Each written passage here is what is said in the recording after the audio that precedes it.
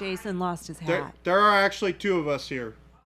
I know it doesn't look like there's another guy over hi. here. He is saying hi he's right saying now. hi.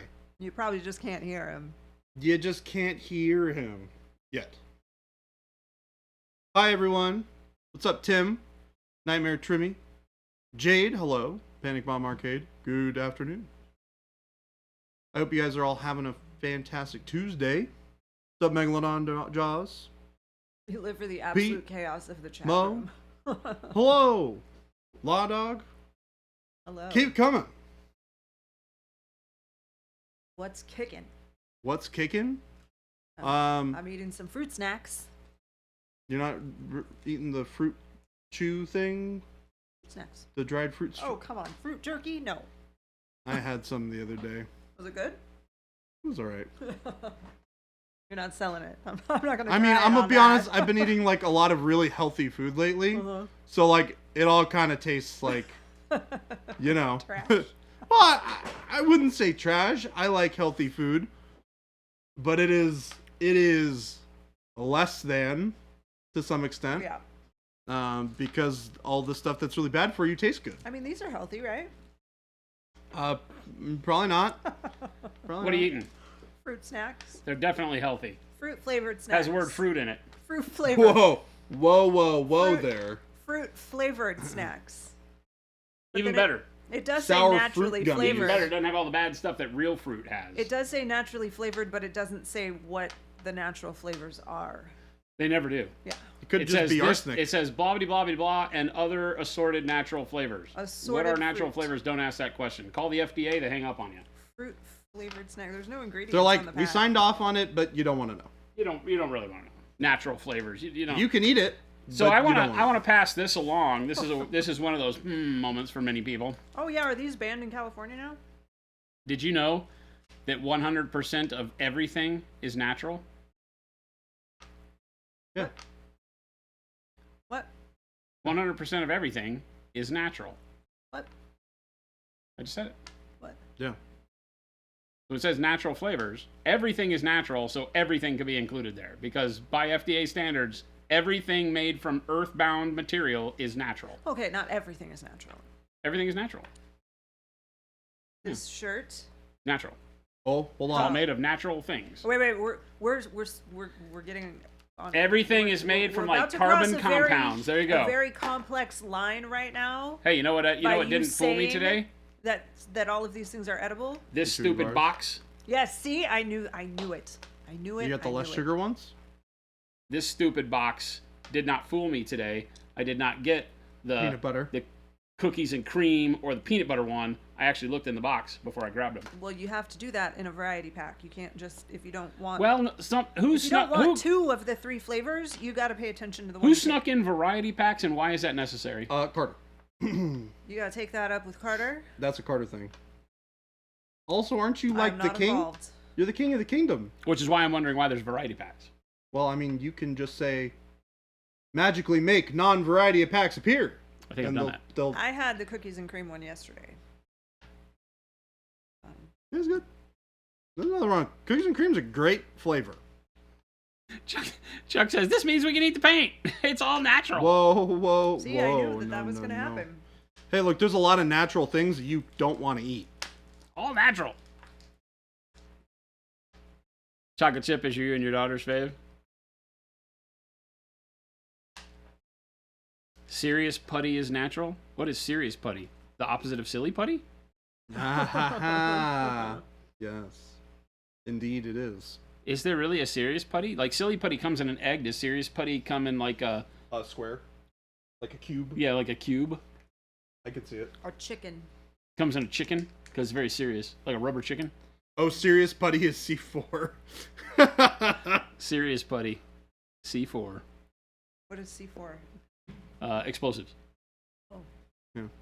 This It side goes. towards enemy type stuff. It goes big boom. People never die of natural causes. Sure they do. They keep on doing it all the time. Well, by this logic, it seems like everything is natural causes. There's only one thing in this world that kills you. Death. Your heart stops. It's true. That's very true.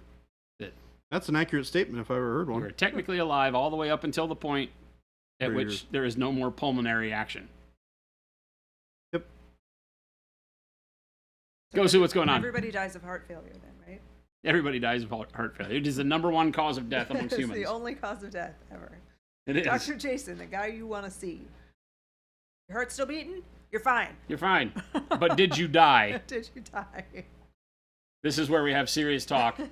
Eye to eye, gazing deeply and intently. But did you die? Then quit your bitching. Take 2 of these and call me in the morning. But doctor, these are beluga- nails. a Exactly. beluga model like I a can't find any beluga place to whale? put them. I need you to take those. Shazza Gaming said, so Titanium White goaded for me once again and made a beluga model I have super realistic. A beluga whale. Oh, that's awesome. A beluga. Post that in A Discord. I'd like beluga. to see that. I remember when I was little, it was very exciting because the zoo in Minnesota was getting beluga whales. And we could go to Isn't the beluga like the zoo. good caviar? Mm-hmm. Beluga caviar. Yeah. Oh, I will look at it after the stream. Game Delay says a lot of my veteran clients get about the same medical advice from military doctors that Jason just gave. I mean, But did you die? But did you die? Doc, it hurts when I do this. Don't do that. I That should not have to teach you these things. that I've gotten a lot. I should not have to teach you these things. Like, they shouldn't have to pay me to have this conversation with you. If it hurts when you do it, don't do that. After working as medical in the Navy and now being medically retired, you completely agree.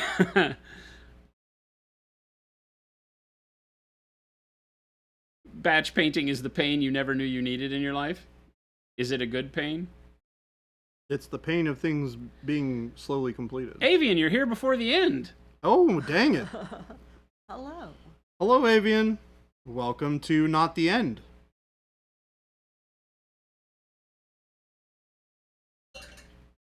You're not dead until you're warm and dead. Ghost Hunter Yeah. said, I'm a retired Marine. I've consumed more Motrin than a normal person should have had to. They just give you Motrin anytime something's wrong. Like, My allergies are acting up. Here, have some Motrin. have a few ibuprofen and That's Log like the off. that's like the Mr. Fix-It thing, that if it moves and it shouldn't, duct tape. Yeah, If it doesn't move and it should, WD-40. yeah. There's the only 2 things you need. WD-40 and duct tape. Take Fixes some the world. M&Ms and get out there. It all just fixes the world. Rub some dirt and walk it off. So you only need 2 things in life. Does it hurt? Aspirin. Yeah. Does it itch? Cream. Yeah. That's it. That's all you Just need. cream. Just Just generic cream. cream. Everything either hurts or itches. Anything else is not worth talking about. Go I Sue can't was- see. I went blind. Go Take Sue more was aspirin. the guy telling everyone to take the Motrin. You don't batch paint ever. It takes the fun out of it. Plus, batch painting clowns. But batch painting clowns is rough. Dubu Babu, why are you painting an army of clowns? Oh. Inquiring minds want to know. Scary challenge. oh yeah, that tracks. Robitussin. Yep. NyQuil is the better choice. No, Vicks. You need some of the tussin. Vapor Rub. Give you some of the tussin and some vapor You rub. just rub some Vapor Rub on it, you're fine. Yeah, true. Vicks. Clowns of corn. Oh no. Loctite. No, duct tape. Loctite's for amateurs.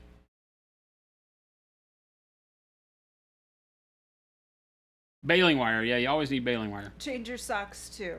That was another one. Baling wire and paracord are 2 of the most important products ever made by humankind, along with duct tape and WD-40. So now you have your survival kit. What were the first Tell two? them I sent you. What were the first two? Baling wire and paracord.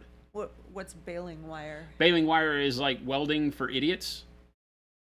And anybody out there that knows what I'm talking about is laughing right now. Okay.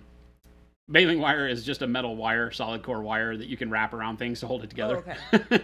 And So paracord is like on motorcycles, there was invariably something that would break, and then Like you just stretchy. baling wired it until it didn't move anymore, Yeah. and you're fine. Yeah. And you'd go the next 100 miles down the road. and the other thing is like the Paracord, stretchy- you can wrap anything you need to up with, and you can make webbing out of it, and Yeah. a bag, and you can knit a shirt, and you can make pants, and Oh. yeah, paracord does everything.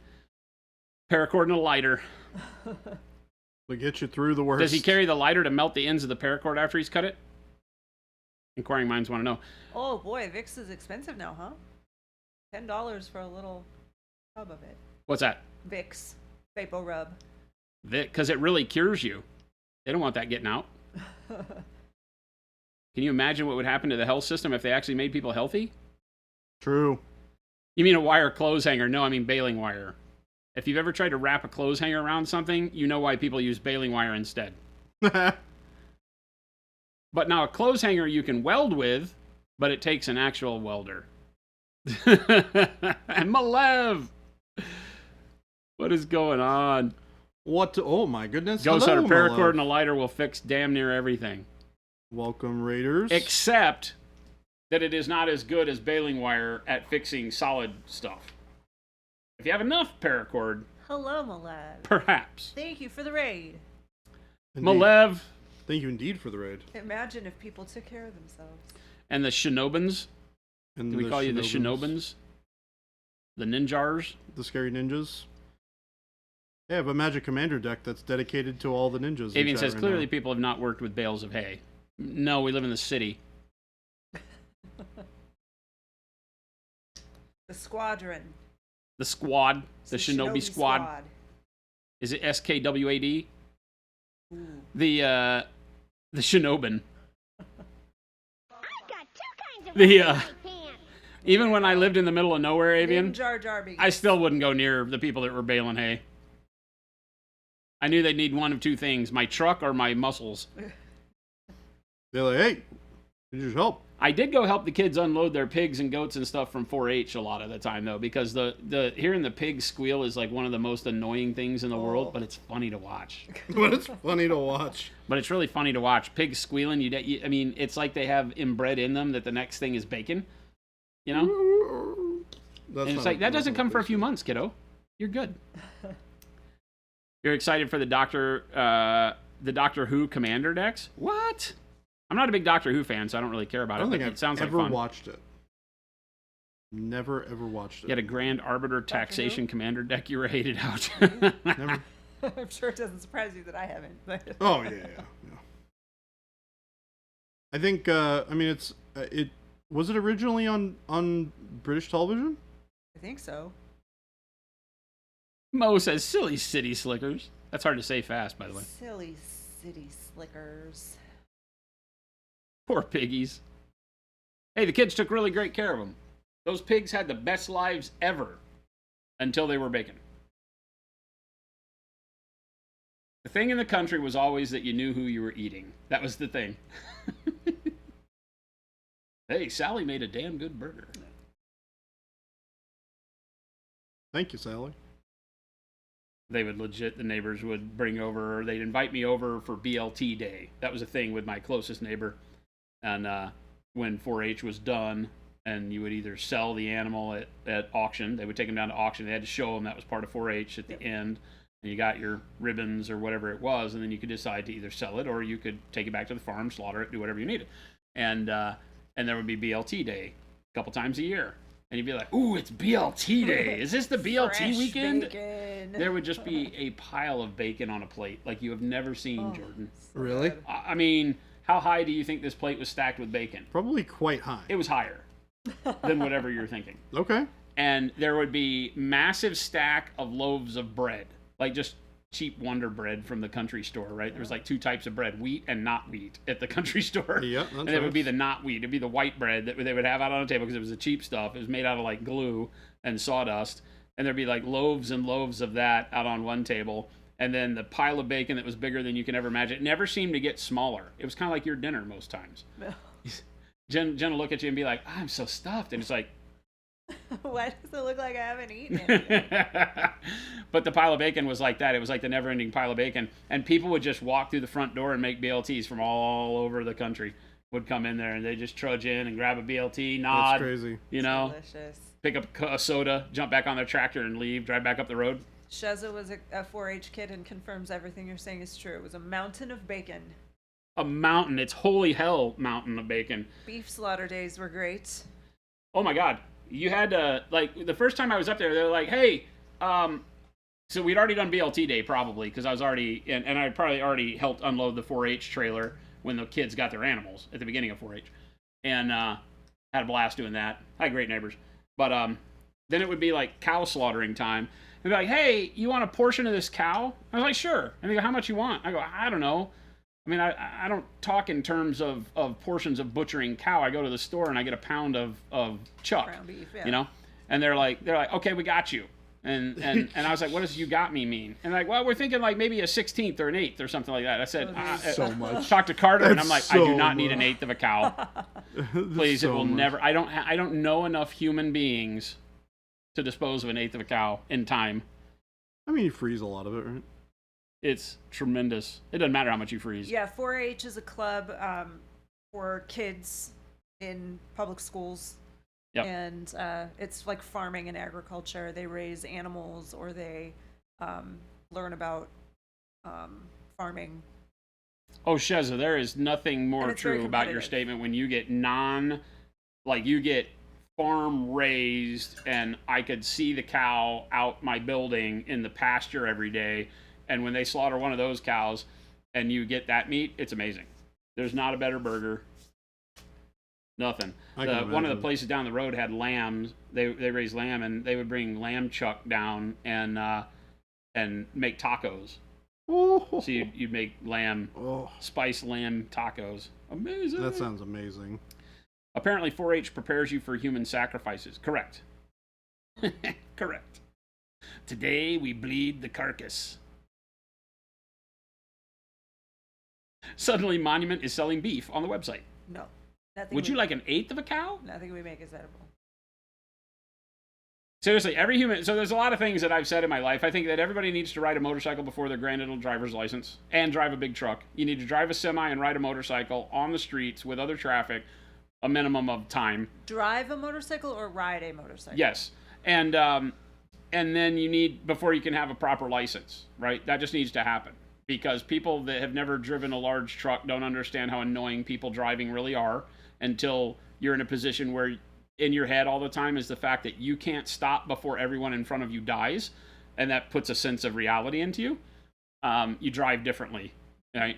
And then motorcycles, of course, speak for themselves. If you're not an idiot, you get the drift. And then you should have to live in the country so that you know that electricity does not come from the wall plate and water doesn't come from the faucet. You need to learn those two things, and they don't teach it in school apparently.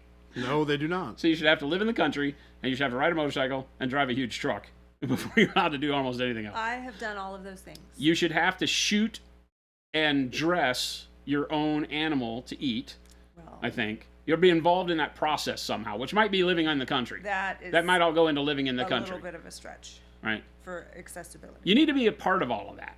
Well, I don't know. You just have camp, right? Everybody should have to go to camp, Who's right? gonna pay for that? See, I'm also a fan of mandatory service, so nobody's ever gonna put me in charge, No. right? No. Because lazy people will hate me. No. But I have done all three of the things that you have mentioned. I have not driven a motorcycle. I've ridden on motorcycles many times. I have driven a dump truck. Yeah, I remember you telling me that. Yep. And He taught you how you judge by the Yep, nose by of the the- vehicle where yep. the hood ornament was as Yep. to where your wheel wells were and stuff. Yep. Yep. and my grandparents had a cabin that did not have running water. Yep. So we had to go out and Get a use an bucket. outhouse. Well. and- Yep. Or Yep. to the outhouse. Yep. Would excessive amounts of camping and wilderness type stuff be considered? Did you bring all the food with you? Yeah. Then no. You got to live off the land. No, you can bring stuff with you, but you got to go fish or something. You need to learn how to fish. I have or done that. I have need done to learn that. how to Yeah. trap or shoot something. I would fish with a stick. And like Crip Shadow says, you'd rather go vegan, but that's still the same thing. Like even no matter if you want to eat animals or not, you should just have to go live in the country and live off the land and recognize plants, because you have that guy like that. What was that Into the Wild idiot that went out there and didn't know anything about plants and killed himself by eating the wrong stuff? So everybody should have to go out and figure it out. I don't care if you want to eat plants, great, but you need to know which plants probably, which is a good way to do it. Ooh, everyone should also have to ride a bicycle on a busy road. I think that's a good one too. Oh yeah. Crip Shadow goes, yes, I would very much dislike you, Slow Fuse. No, you wouldn't. You would learn to like it. Jen stole the dump truck. Hey, Hey, we don't talk about that in public. No proof. Tim, I knew you'd like it. A Kim toilet. Oh my God. I can remember the campers when I was a kid having chemical toilets. The blue, the stinky blue. Or outhouses. 4-H also taught you how to determine how great the meat will taste while the animal is still alive. You can tell. Hug your animal. That'll let you know how it tastes. Your family is poor and you went to Mexico. Cold showers sucked. Cold showers are good for you. They're just hard to do. Yeah, it's rough. I tried before. It's rough. I kind of want to do a cold plunge. I have done that. It's It supposed to be sucks. really good for you. Game delay. So you say It you don't have to be sucks. lazy to not want to serve in the military. I'm not talking about the way I'm talking about how you would, if you have mandatory service, it probably arbitrarily makes the military a better thing. That's my thinking.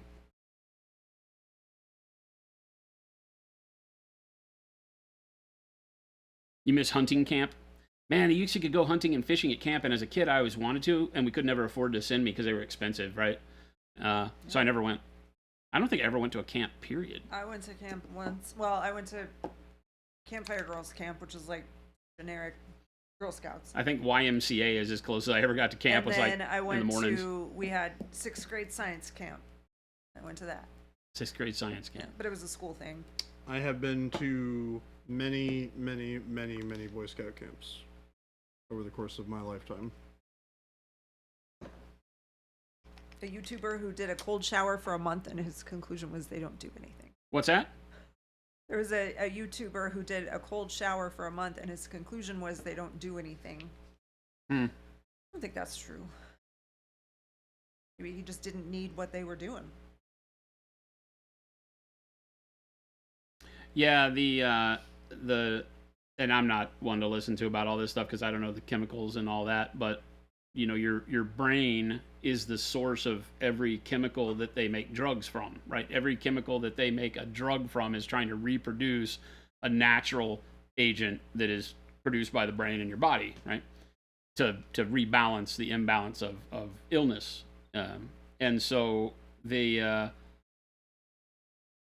cold water versus hot water thing is a lot about, when you read about it, it's a lot about the chemicals that are released in your body when that surge of cold. That's why people do like the dunk themselves in the freezing lake kind of thing. Mm-hmm. But I don't understand where the balance of that happens, you know, because it has to be that you don't just take a freezing shower. You take like a room temperature shower or something, you know, because I know I get in the cold shower and I'm like, this sucks, dude. There's no way I'm powering through this. Well, But the cold plunge thing is supposed to be like helping with breathing, vascular. Yeah. Circulation. Yeah. It's always interested me. I've done it. It sucks. Great, Tim. Glad you're home. You went to Girl Scout camp once in 3rd grade. A week later, you were told not to come back. See, I was always afraid. I think that's what my parents thought, is that they'd send me to camp and they would not give a refund when they sent me home. You have canned rabbit. Ugh. That just doesn't sound good. I think I would name it something else. That's why things are called Coke and Nike, Yeah. right? Because Venison. leather foot cover doesn't Yeah. sound as neat as Nike tennis shoes. Something But I about mean, canned rabbit venison. doesn't sound as good as hair if you dare. That doesn't sound good either. I would not eat something called hair if you dare. Liquid death, hair if you dare.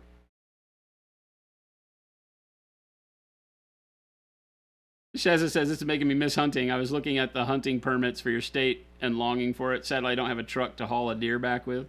I haven't hunted in forever. As a kid, I hunted and did the things I'm talking about, but I haven't. As a grown-up, I have never really felt the need to go hunting. Canned house and pfeffer. Yeah, canned Hassenpfeffer. Is that the word for rabbit? Yes, probably. What happens on the trail stays on the trail.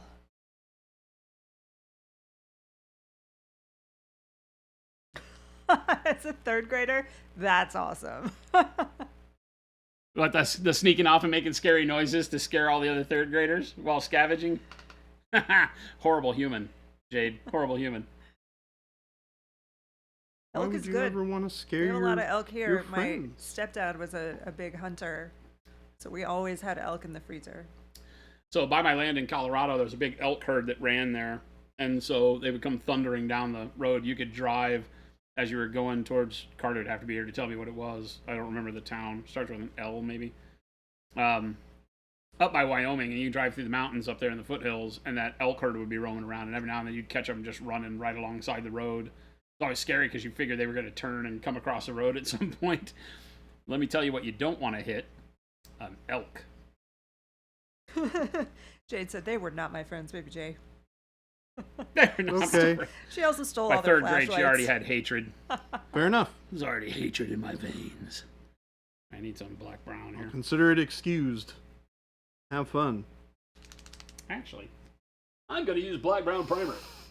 Black, Town brown, in the brown. middle of nowhere, Pennsylvania, that has almost domesticated elk.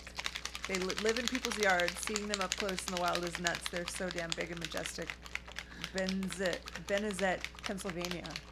Interesting. Avian moose are no joke. Yeah, I was about to say, Yeah. Like moose are a whole other breed. They're like prehistoric animals. Elk are scary enough in the road. As a motorcyclist, riding down country roads like an idiot, going way too fast with a really spotty headlight, and in Colorado, and then being like, "Ooh, elk!" and swerving to miss it while it was sitting there chewing its cud in the middle of the road. I'm lucky to be alive. There's been a couple of those instances that have happened. If that would have been a moose, holy hell! Yeah. Talk about heart stopping. roadkill, and it wouldn't have been the moose. Seeing moose in the wild is pretty crazy. Mises. I loves mises to pieces. They really are freaking huge. Those moose. They can be. Big Terrifyingly beasties. large.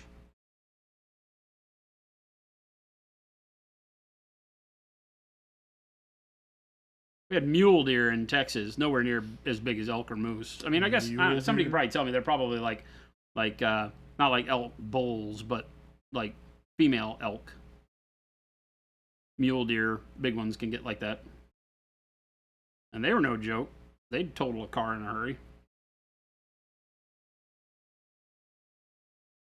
Down by Austin, I remember them down in the Bee Caves area when I was going to school down in Austin. Be driving around at night, visiting friends or hanging out up in the Bee Cave. There's a barbecue joint called the Salt Lick that was in the Bee Caves area, and you had to drive in the middle of nowhere, no street lights for a while to get to it. And I remember there always being like mule deer up around there, big bucks. I had the Salt Lick barbecue when I had a layover at the Austin airport. That's my only experience with Austin is the airport. The airport. Yeah. I have not spent a whole lot of time in Texas. Pro Very tip, little. if you go to a national park, it turns out they do not domesticate those animals. No. What do you Stay mean? away. The bear aren't friendly? Well, wasn't it recently that some woman like got caught in a herd of buffalo Yep. because she thought they were cool and wanted to take pictures or something? Yep. People are idiots. Take your pictures from afar. Well, that's like, there's no end to the footage you can take of like safari rides Yeah. with people like getting out of the car. Hey, somebody likes Yeah, they tell us. you, do not leave the vehicle. Period. Yeah. Mistress Kara or Kara and Lego 222. Hey, Thank you for somebody the likes follows. us. When I was a kid, there were these films that were kind of like the holy grail of if you could find them and watch them, you were amongst the royalty of teenage stature. Okay. And they were called Faces of Death. Okay. They're probably available to like 6-year-olds on the internet now. You know, they were called Faces of Death, and what they were basically snuff films. They were supposedly films that had, some of it was like real tourist footage. One of them was of this guy in Yellowstone who got attacked by a bear, and it was like the family in the car next to him taking the footage. And so they get some of this found footage and they would put it into a reel on a VHS tape. And of course that's not kosher, so these films were not really. Yeah. Mo, do you remember them? Faces of Death. The first one was supposedly like 80% found footage. It was legit. Then they just started making them that was like acted out, and you know, because it started this whole thing on its own. So I don't really know. quick, Clarktown wants to know if you are using regular paint on the cork or black primer. Primer. This is black brown primer. Black brown primer. Yeah, I want that first layer to really soak in. The primer is a little bit thicker poly, so it's gonna get into the edges of the cork and soak in a lot better. So that it doesn't, you don't have to put like 18 layers of it on, hopefully. I'll probably have to still put 2 on some of the edges if they soak it up and lighten up too much. But yeah, the primer you can use just like a paint off the brush. There's no reason why not. And obviously, because we're putting it over our basing material too, the basing material already has pigment in it, right? Like this is dark neutral gray on the gray textures that we make. So you're basically just putting a color over the top. The primer is only really being what I would call useful on the sides of the cork. Useful in a term of like, doing what primer's supposed to do. Locking in the surface so that the paint after this will stick better. But cork is super porous, so it doesn't matter what you do in this case. You could use regular paint.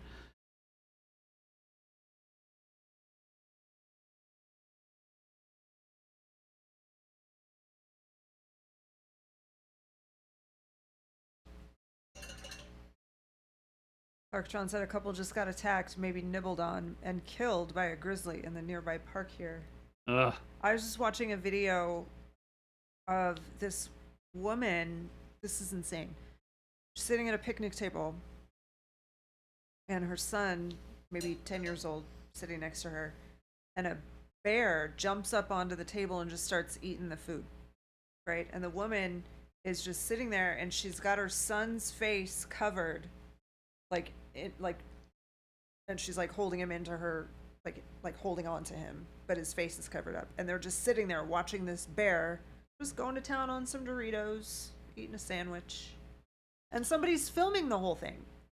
See, that's the thing that gets me, is like, you idiot, turn the camera off, help these people. Yeah. But like, I mean, Your I don't 15 know. I seconds feel of like TikTok you fame ain't need gonna to, help if you. you're gonna go and have a picnic in the woods, you need to know what to do in that situation. Does the Pope poop in the woods?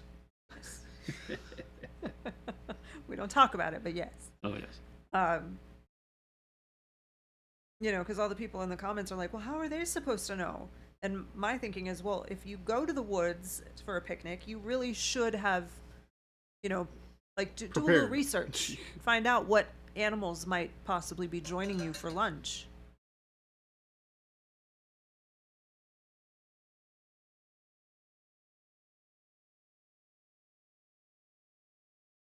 In California, a big thing was the whole hiking and biking and mountain lions. Yep. Remember hearing about that a lot as a kid. In the foothills. People who would get mauled because they do the wrong thing. Ghosty was out walking dogs a few years ago, had a mama bear and 2 cubs walk out like 10 yards in front of me. Ooh. Ran back inside, shot a few rounds to scare them off. It was nuts. Yeah, someone in the comments was like, you should not be still. You should be making yourself big and scary, to try and get the bear to not be interested.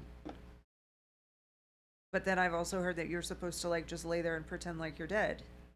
Well, I don't know. But I also am not like spending much time in nature. In fact, 0 time in nature. I think the if I recall, laying around and pretending if you're dead is if the bear is already messing with you. Okay. If the bear is not messing with you, then you can try the other bear. Well, and I I feel think like it's laying also down different invites whether, the bear to mess with you. I think it determines, like, if it's a black bear or a brown bear, I think makes a difference too in how you respond. I don't know. That's a lot for a person to know under duress. Right. Bear! I will stay in the city. Put your Yeah. food in a bucket, use a rope. Keep your food in that up in a tree. Yeah. Well, if you're camping, yeah. There's nothing worse than like a bear shuffling around in camp while you're in your tent. That always freaked me out. The potential of that happening would always Just make freak sure me you're out. not the slowest one at the picnic. That's why you always keep slow friends. That was like when you came by and asked about the zombie apocalypse. I go, how fast are you? Not very. I go, you. You're on my team. She took her a minute to get it. She's like, huh? Oh, that's not nice. I'm the slow friend, so I don't go camping, said Clarkatron. I'm with you. You'll find me at the hotel in the spa. It's the weirdest thing. My friends asked me to go camping, and then they asked how fast I run the 40. Yeah. Not real sure how to take all this. I was like, I don't really run much. And they were like, you're hired. I'm always the first one they invite now. I wonder why. Gosu said, I remember seeing a fake ad for a .22 caliber bear pistol, in quotes. The ad said you were supposed to shoot your hiking partner in the knee to protect you from the bear. Yep. Yeah. That's why I hang out with my friend Gary, just in case of a zombie apoc. Oh, I've seen that one before. It's a low caliber, won't kill him. Just ensures your getaway. So that the bear can kill him. Oh, it's dark humor. Dark. Yes. That is very dark. Very dark. And that's what I was thinking. It was something like that. Like, yes. Speaking of bears, if it's a black bear, it's black fight back, brown lay down, white good night. Like, the white bear is gonna... Polar bear. Done. A polar bear is just not gonna care, and it's gonna Done. eat Polar your bear face. is one of the Zero world's Fs. most voracious hunters. It's no joke. Polar bears do not mess around. Clarkatron, thank you for this. Clarkatron, thank you. There was that guy that went out in like it was like a diver's bell or whatever, and he sat it up in the Arctic or wherever, and the polar bear came up and nearly tore him out of the thing. Like, they were like, this thing can withstand anything, and the polar bear had it like cracked and caving in before they were able to rescue the guy. That's crazy. Polar bear was like, food, mine, and didn't care. The polar bear had like torn its claws out, right? Blood all over the outside of this thing where the polar bear was like killing itself to get in to get the meaty inside. Yeah, freaked them out. They were like, this animal does not mess around. And then everybody else was like, you idiots. Like, did you bother to check the local wildlife to see like if they were starving, what the climate had been like? Were they able to find food? They're like, oh. It was like an into the wild kind of thing. Yeah. You know? It's like why we get YouTubers that are like, I'm an engineer, you know? It's like, I'm a chemist. I'm gonna let this spider bite me and see what happens. Nope. It's like one of these things is not like the other. I did find the other day, did I tell you? I did. I walked in and I have my new favorite YouTube channel. It's this guy that goes around hunting spiders. Did I tell you about this? Oh, yeah. He travels the world, this guy, on YouTube. Yeah. That's what I said. I'm like, send all the videos to Jordan. Yeah. No. Oh, that's right. not. Okay, so what did I tell? What did I say? You said that you wouldn't do that. Yeah, I said that there are certain limitations, and I don't think he would appreciate that. No, I wouldn't. It's exactly what I said. Because you would absolutely die. I think your heart would stop. This guy goes out into the middle. He was in Arizona, and he was looking for the world's biggest wolf spider. Like, there's a breed that it's called the Carolina wolf spider, but the biggest ones of them are in Arizona for some reason. So they need to rename it. Yeah. I'm just here to say. Yep, that sounds correct. But he found one. He found a big Carolina wolf spider. Now, of course, the whole shtick on the video is like the world's biggest wolf spider. When he got it, it was nah. But for a wolf spider. I mean, see, I just think world's biggest spider. That's all I heard. Yeah. And when he gets it, and it like fits a little bit on his hand. I'm like, Yeah. meh, you can do better. So what did he do? He went down to like into the rainforests of South America, right? And then he finds this big purple spider. Oh. I forget what it's called, but most of the things are nocturnal, so it's already bad because they're out with like flashlights and undergrowth. And I'm like, dude, you would never catch me out there. You're insane. Nope, Oh I'm my good. gosh. Spatsnat said to survive a polar bear, give it a bottle of Coke. I've seen these commercials, I've and heard I they am like on your that. side on this one. They're very cute. They just They're sit down, pop it open, start Yeah. smiling and giggling with their cubs. Yep. You're fine until they Just drink it. like it's same effect it has on people. Coke I feel makes like you people could be in a happy. rough spot if you don't have enough Coke, though, because once the first one's down, you know, Coke breeds happiness. Yes, and it so does. they now have a Yeah. need for that happiness. So as soon as that last bottle of Coke's done, it's not like you can be like, great time spending with you, Bear. Yeah. You know, hope you enjoyed that Coke. And you were never heard from again. Nick Psycho, what's going on? Call me when he goes after those Australian bird hunting spiders. He's been all over the world. I gave up after like 4 videos because there were like 40 million more of him going to various locations and looking at these crazy spiders. He gets a bunch of tarantulas that are really neat. I don't need to watch one single video from that guy. No, neither do I. I'm fine. I thought about Lumberjack Tim, who's not with us right this minute. He was. Huh? He said he was gonna. Oh, he got home. That's right. Yeah, he got home, so he'll come back. But talking about spiders and stuff, and he was like, these are not your standard. I didn't know there were so many genus, species, variations in spiders, and it was really informative as to what to look for. And when he showed you spiders, you're like, oh wow, they're very different. Like tarantulas are very different than wolf spiders and very different from these other things. And then he talks about this one that's called, I don't remember what it's called. It's not a hunt. I don't forget what it's called. I don't care what it's called. He's got these particular spiders that he's like are the ones you don't want to run into. He goes, forget recluses, forget black widows, forget all these things you've heard. Here's the spider you want to stay away from in North America. I forget what it's called. So that's probably, I didn't learn what I needed to learn from that video. I was about to say, I learned all the things I was not supposed to learn, was that there's a red widow that's really bitchin' looking. To the polar bears, Shezza Gaming knows some old polar bear zookeepers, and they have shown me how they destroy their toys. Ripped a whole traffic cone in half, completely dented in a 50-gallon plastic drum. But they're cute. Especially when they drink their Coca-Cola. But did you say polar bears or pandas? Because pandas are the same way, right? Pandas are all roly-poly, but they're brutal. Panda bears also very cute, but very destructive. Very strong. But that's like chimps, these people that get chimps and take them home. Yeah. As part of these like temporary adoption programs. Nope. And then get them home and wonder like why they break everything. Yep. Because they have like, teenage temper tantrum, but they have the strength of like 10 men.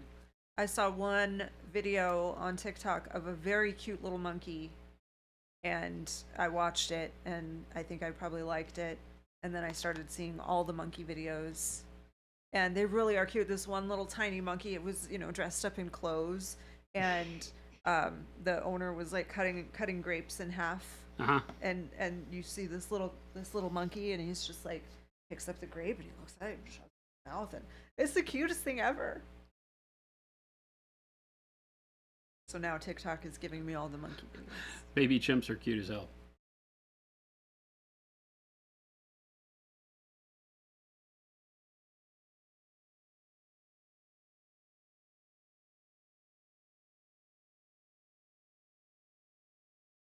Oh, polar bears are the only creature that is documented to stalk and hunt humans, even when said animal isn't sick. Yeah. They just start hunting you down. Yep. Like serial killing polar bears. That was part of what they brought up when that guy was in his dive bell thing. Because what I saw was like a quick documentary about how foolish the guy was to have done it. That he obviously didn't do his homework. Because it's well known that they'll even stalk when not necessarily hungry. But I think technically they're always hungry. Right. I don't think there's polar bears that are like satiated. They jump into the water and like kill like narwhals and stuff. I mean, they're big. Max Payne, Bug King, hello. Video footage of them diving into icy water and then coming up with things bigger than they were. Yeah. Yep. Scary animals. Ooh, hey Jordan, Alamo 6 once witnessed a tarantula migration at night in El Paso. I'm good. I'm good. I'm good. I'm good. They do that too. It's crazy. When I was growing up, my great-grandmother in Dallas, Texas, right in the middle, the heart of Dallas, Texas, I think I've said this before, she'd have tarantula holes in the front yard, and she'd go pour boiling water down in them. This was just part of her routine in spring or fall or whenever this happened. She'd go pour boiling water in tarantula holes. Done it her whole life, like it was second nature. She's like, oh yeah, we got to go water the tarantulas. I've never seen one. I'd have never known they were even around. They never came in the house. That's good. I don't think I ever saw one alive outside. I've seen them in like pet stores and friends that have had them. I can't bring myself to hold one. No, I'm good. A lot of them have like little barbs they fling out of their legs, like little hairs, like needles. That's one of their defensive mechanisms. Is they're like porcupines. I won't have anything to do with that. Neither do I, Jen. Not my jam. Not my jam. Bug King, awesome. Clean brushes, very important. Watering the tarantulas. This bothers me deeply. I mean, if they called your front yard home. You guys are terrible with your talk of scary animals. Yeah. Hey, this is the part where you're among friends, and so you can work slowly. Let's talk about kittens. Hey, and kittens puppies. are cute. Puppies are cute. Kittens and puppies. There are spiders big enough to kill kittens. No.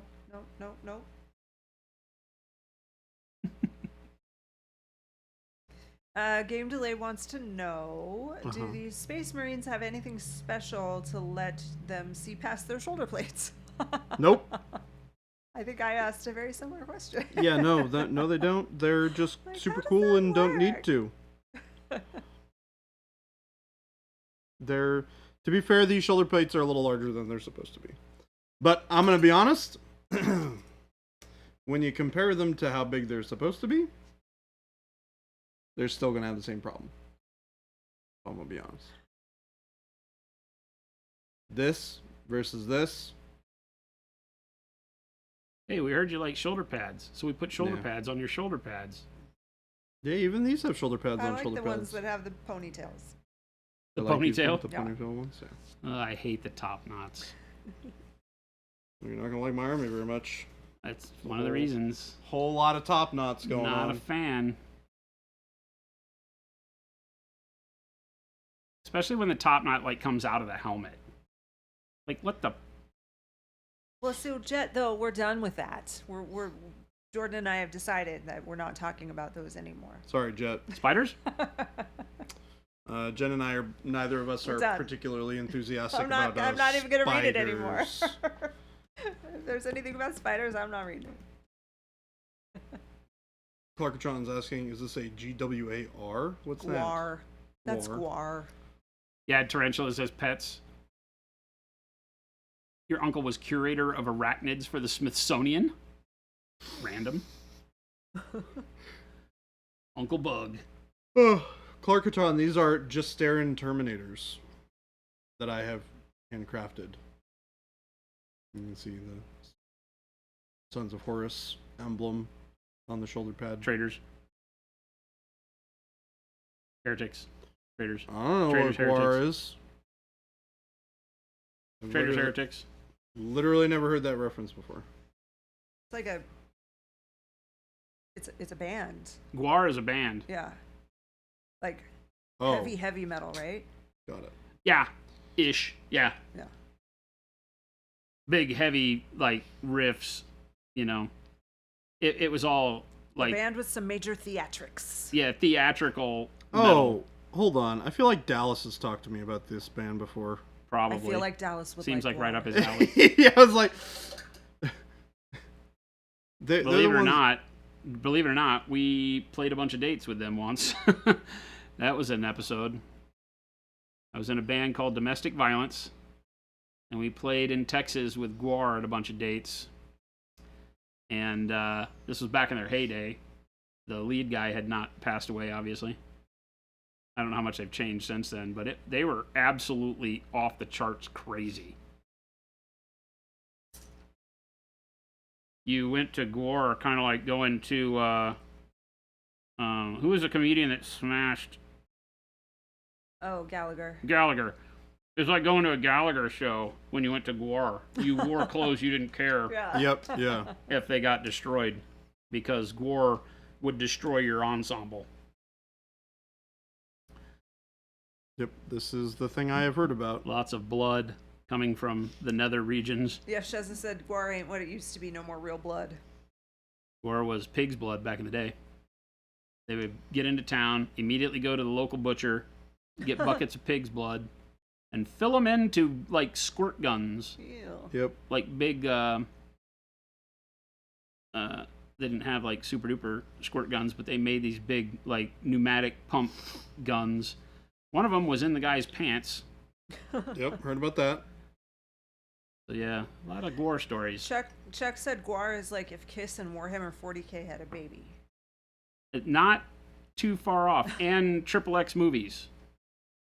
I saw Rammstein in concert, and they did something similar, but it wasn't As crazy. It wasn't a squirt gun, and it wasn't blood. It was a different bodily fluid simulated. Okay. So out of a very large phallic simulated body part. Phallic. Yeah. Yeah, Gore had that too. Yep. When we played with them in, I want to say it was Houston, but this might not be right. The police confiscated his prosthetic. Oh. We weren't there when it happened, but it happened during the whole pre-show. The police came and they've been alerted, because this is back in the 80s, early 90s, right? No, late 80s. So this is Tipper Gore, maturity ratings and, language filters on records and all that kind of crap was just starting to be a thing. And Gore was obviously on the hit list. They were not the kind of thing they wanted out in the public eye. So they literally, kind of like telling NWA, you can't play that song, or we're going to arrest you, kind of a thing. They seized his prosthetic before the show, which was a big phallic thing that he would wear out on stage. And of course, it spit all over the crowd. It was horrible.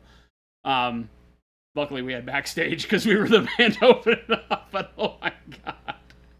Sometimes it was just like a train wreck. You're just like, no, I have to see this again, right? Because there was everything from like dinosaur. It was crazy.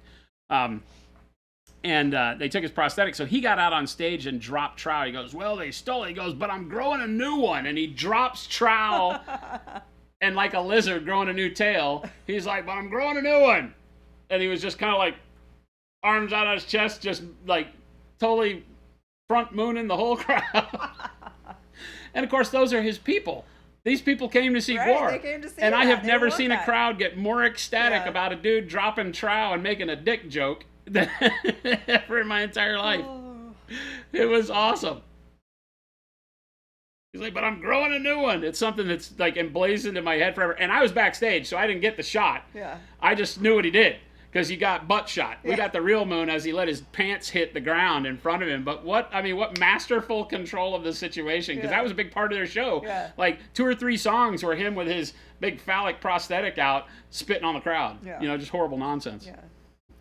Gore was in the day. The Rammstein one was like an animatronic massive thing that a guy like climbed up on top of and sat on. Oh no. Yeah, it was massive. That's wild. King, you saw that one too? That was like 2012. Okay. Yeah, I have definitely been told about Gore before. Yeah, Gore was crazy. They had a pit of slaves. So they brought out slaves. Because what Gore was kind of like aliens that had come to Earth. Yep. To enslave humanity and play rock and roll. And they did both. And so they had these they would come and people in town that were fans, they would get them together and they would give them these costumes. They'd all go out wafy, in torn up leathers and in chains. And all their stuff was like foam, costumey stuff, right? Yeah. So it was all lightweight. Yeah. And they had one of their trailers was just filled with all their suits and crazy crap. And they would bring the slaves out, and the slaves would sit there and undulate on stage during the music and get down in the front and all that. And then they had one of the band members was a woman, and so she would come out and do despicable things with the slaves. And she would vomit and stuff all over the crowd. So yeah, I couldn't tell you what Gore sounded like, was the thing. It was just heavy, loud, yeah. But you can remember everything they did because the music was irrelevant at a Gore show. Yeah. It was largely irrelevant. If anybody I ever met said, "Oh, I love Gore's music," I was like, I know you're lying because nobody knows what Gore sounds like. Jade said Alice Cooper still uses a guillotine on stage. Yeah, Alice Cooper was similar because Alice Cooper is like one of the most mild-mannered. He lives in Arizona. He lives in Scottsdale. He's a local. He does like golf charities, and he's like a big family man. Golfer. It's so funny. His wife owns like a dance school. They're very involved in the community. He has a radio show here. He's the nicest guy. Yeah. He does a weekly or like an evening radio show on the local classic rock station. He's awesome. He's very, very active in the community around here. Does lots of charity stuff. He has I don't think he has Cooperstown anymore. There used to be a restaurant over by the baseball stadium called Cooperstown. And he does a big He's great. Christmas show every year. The world will lose a fine soul when Alice Cooper passes. Source Does wants to know what you played in the band. I sang in Domestic Violence, that particular band. I did not play an instrument. We had 2 guitar players, bassist, drummer, and me.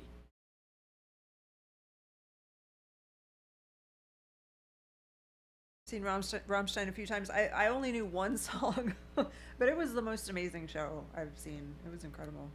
Just like the theatrics and the visual aspect of it was really cool.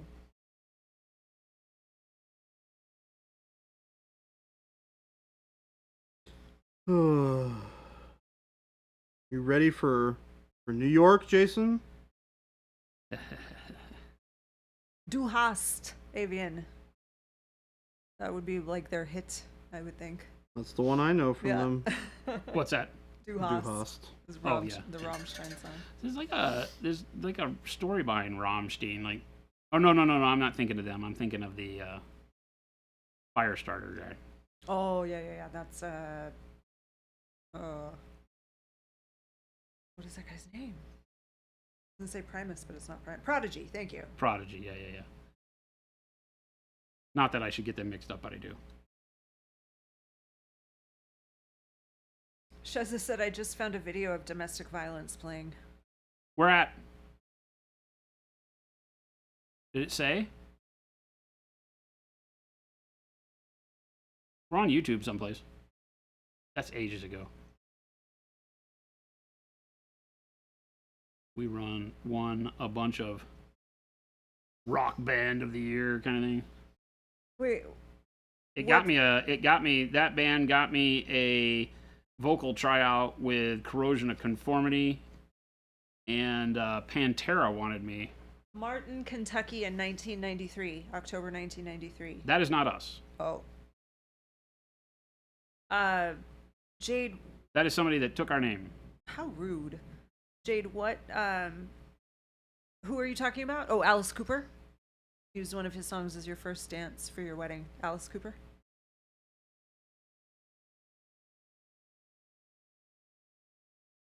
Domestic Violence was the late 80s.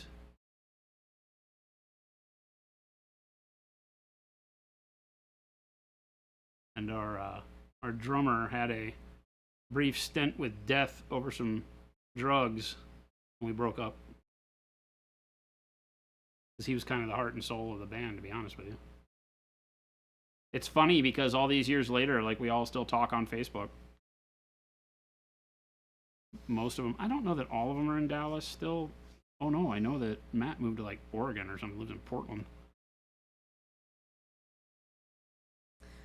Found a recording from Vogelay Teen Center in Hoffman Estates, 1989. From what? Vogelay Teen Center, Hoffman Estates. Doesn't Which I sound think is familiar, these words Illinois. you're saying, but Vogelay Teen Center in Hoffman Estates, 1980. Is the right time frame. Lumberjack Tim has a question. Black brown, warm brown, burnt sienna, dark warm flesh for a leather workup. Dark Room Flesh seems like a pretty dark place to finish that. Black brown, warm brown, burnt sienna, dark warm flesh. Dark warm flesh is still pretty bright compared to those other ones. For like scratches and stuff, it would work pretty well. You might go to like an olive flesh at the end or something like that, but that'll get you there. Would you have done a show all the way up in Illinois? Did you go up that far north? I'm trying to think. With Domestic Violence, we were mostly south and west. Mm-hmm. I don't think we did Illinois. Oh my god. After Rated X was at that same timeline, and Rated X did. I was just going to say his other band is very easy to find on the internet. I wonder if they. So there was a point where Domestic Violence, after I went and did Rated X, there was a point where Domestic Violence kept doing shows And Ricky Pearson, I think, started singing. He's been saying the name. Huh? Go ahead. I'm just talking to Source and chat. Because I said your other band is quite easy to find on the internet. Rated X. Yeah. Rated X, Solitude, RAIDED. Domestic Violence, and Sockeye. Oh, Sockeye. I forgot about Sockeye. Was it Ricky Wells? Ricky Pearson.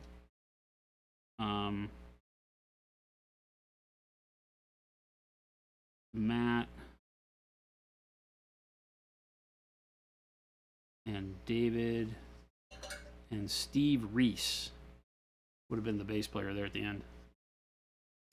Stevie Ray Reese. Stevie Ray Reese? Yeah, he's now a chef in like upstate New York. Stevie Ray.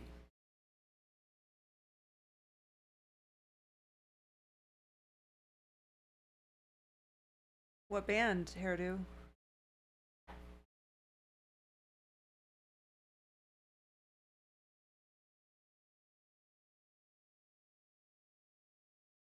No, that's not how you spell it, Source. That's why I've spelled it for you very quietly. The singer sounds like an angry slow fuse, but it's from 1993. I don't know. 93 was would have been my Sockeye times. That's when I was producing like hip hop and. Yeah, Google is going to see an uptick of searches for domestic violence and report it to the authorities. I'm gonna say you're gonna get on a list. RAIDED. Research at your own peril. Yeah, it's Raid, like the bug spray. Raid. RAIDED. Our logo was an ant. Our record was called Antithesis with ant. Get it? Bugs. Ants. People can find it. You don't need to post a link. Rated X domestic violence. Your account has been suspended. Be careful. Yeah, it's super easy to find. Chen. Not hard to find. I've looked it up before. Only on past streams, he's talked about it a bunch of times. Game Delay. What's that? A Jason biography that tracks how you got to Monument Hobbies. Ha! It's a long and arduous road. Hairdo, you can post the link if you want. Nobody, we don't click on links here, but we don't need to.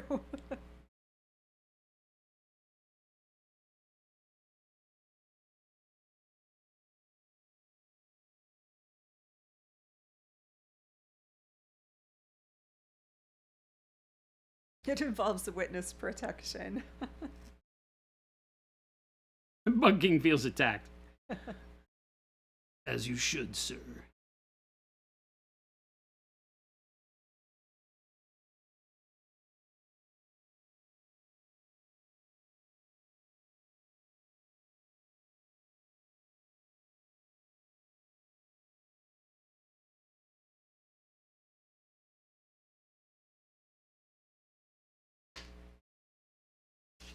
It's on Bandcamp.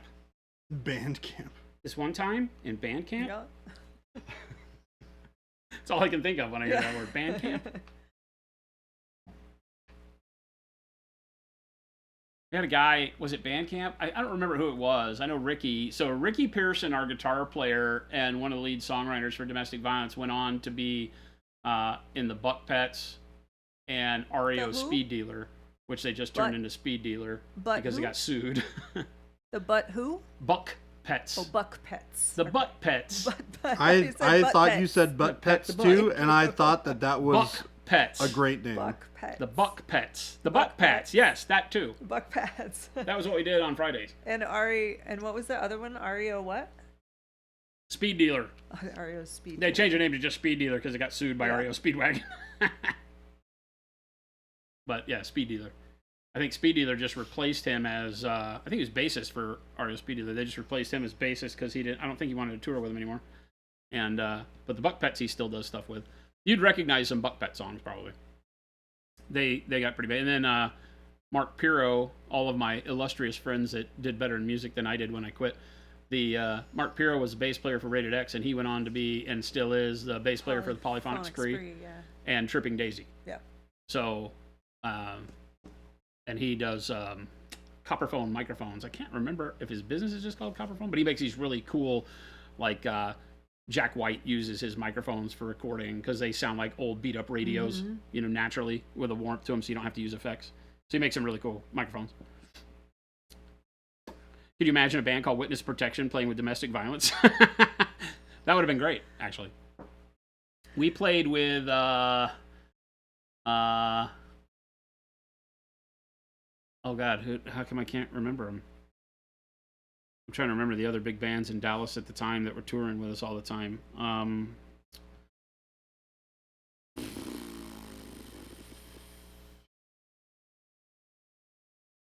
Well, Pantera and all those guys back when they were the original lineup would play Rigor Mortis. Rigor Mortis was the other big band that played with us all the time. And I was so out of place. I'm this short cropped hair hardcore kid, right? Tattooed hardcore kid with these dudes who had enough hair to make coats for the world, right? This was back when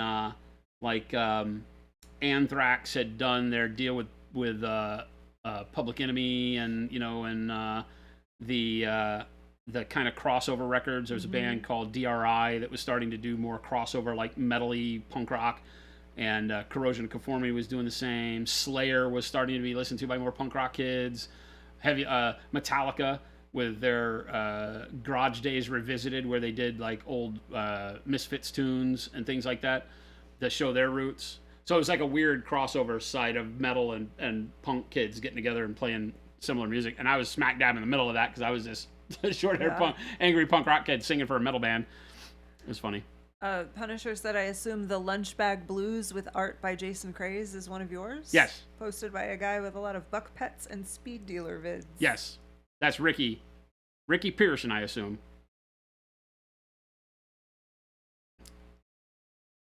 It is cool to see stuff on the internet from Jason. Which is funny because in our time, we didn't have that. And I've been notoriously bad in my life of caring about capturing the moment. Yeah. Because I was living it. Yeah. And I'm very selfish in that moment, and I didn't care. Yeah. I didn't want photos of it. I wanted tomorrow, right? I wanted, what are we doing tomorrow? Everybody's like, take photos today. No, I want to go do tomorrow, Yeah. And so my mom would always yell at me, like, you'd come back from playing shows in California and be like, go to the pictures. Get your pictures developed. And I'd get them developed. They're all horrible, or I lost the film, or I didn't take any, Yeah. I'm just bad with all that game stuff. delay, when you got time, there's a really cool journey from miniatures as a kid into like drawing, and weren't you like inking for Marvel for a while? And what was the I never inked. I drew panel pages. I got I submitted my I didn't submit, you didn't submit. I took my portfolio to Comic-Cons. The Dallas, it was at North Park Mall, was a Comic-Con. I don't remember what it was. It's like part of a Star Trek festival or something. And I took my portfolio out and showed some people, and got to the point where they would send these test pages out and marketing promo stuff, and you would get to do pencils or fine in, like people would do the roughs and you would do the line work for it. And so I did page work like that and would send that back. So but it was and then short-lived and horrible. Then music. What was the thing with the like the adult film stars? Were you drawing something? Oh, yeah. The 1-900 number that had the adult film stars that they hired to do the thing. We would do these commercials riding around in a limousine. That was called Filth and Scum, they called themselves. It's just these two dudes that were just dads. Yeah. Like, they were literally like, picture the most nerdy dad that any of your friends ever had growing up, and then duplicate him, except make the other one taller so that they look like cartoon characters. Like, they were identical types of people, but one was tall and skinny and the other was short and fat. Yeah, like twins. Huh? Like twins. Yeah, like twins. Yeah. But like literally just nerd dads. Yeah. Like not a cool bone in either one of them's body really, by comparison to the world outside. Uh-huh. But boy did they think highly of themselves. And they started one of the world's first 900 numbers. And it had obviously already started 900 numbers, but they went big. And they had a whole office building call center with like smoking nannies talking sex to people on the phones. It was the most bizarre experience. Yeah, and this was the person I worked for. So, and I'm 16, right? This is me when I'm 16 or 17 years old, and driving my little Volkswagen and going to work. And his wife, I actually got hired to work for his wife because his wife had a dream of creating a fashion line, and her fashion line was called, I'm gonna mispronounce this, Lapin. I think it means rabbit in French. Okay. Lapin, I want to say it is, or something like that. And she had this Lapin clothing, and what her dream of was at the time Banana Republic. At the time, this is a big time capsule for any of you old folks, and for you young folks, Google it. Banana Republic. Everybody knows Banana Republic now, and they're kind of she style clothing, right? But back then, Banana Republic was a little bitty, half-sized, made out of like hemp paper catalog. It was all hand-drawn and looks like Irwin, the alligator hunter or crocodile hunter, was the only dude that would wear these clothes. It had hats with the snap up on the side, and like country vests and like hunting stuff, and pants that the legs zipped off of, and it was crazy. It was all like outback wear. Yeah. And but she envisioned her line having something similar in the way it was all hand-drawn and sketched as opposed to photos in a catalog. And so they hired me because one of the people that worked there for them was in my art class in high school. And even though I was failing my art class, she saw that I was good at drawing. And so she was like, hey, I think they'd hire you. And I did. And they did.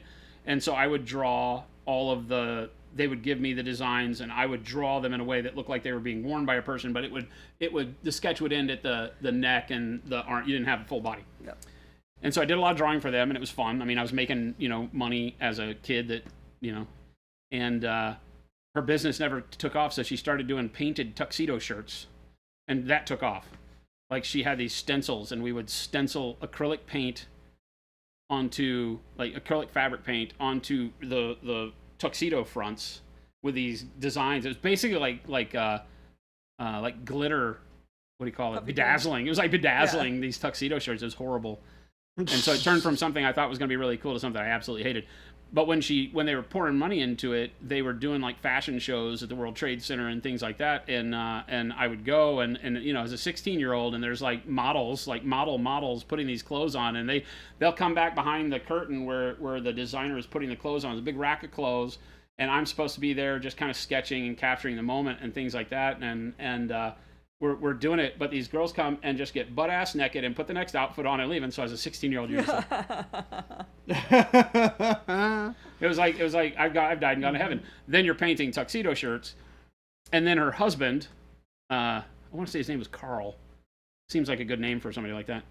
And yeah, he and his other buddy did the 900 number, and out of the 900 number came an album called Filth and Scum. They pressed it. They got it released. They actually bought a record deal. They paid the record company money to distribute the record, which back then I didn't know you could do. I'm playing in bands and stuff like that, so I was like blown away by this, And I did shirt designs for them. I did the record cover. You've seen the record cover. It has like a mad scientist with like he's holding the record, and it had songs on it called "We Never Effed in the '50s," and they were all horrible tracks. They were all like lampoons of popular music. Yeah. So there was a song done in every musical style. I think they had a rap. I think they had everything you can imagine. It was hilarious. Joker King, thank you. Joker King.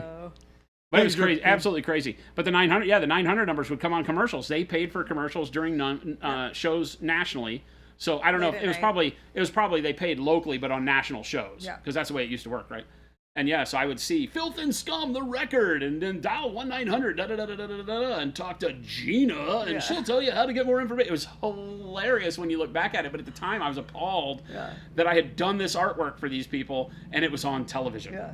Because it had like the spinning record cover. It's the record, and it would sound be like, oh, Drew. You're like, yeah, I had to draw like nurses in fishnets bending over and stuff like that on it. It was hilarious. Nice. Absolutely hilarious.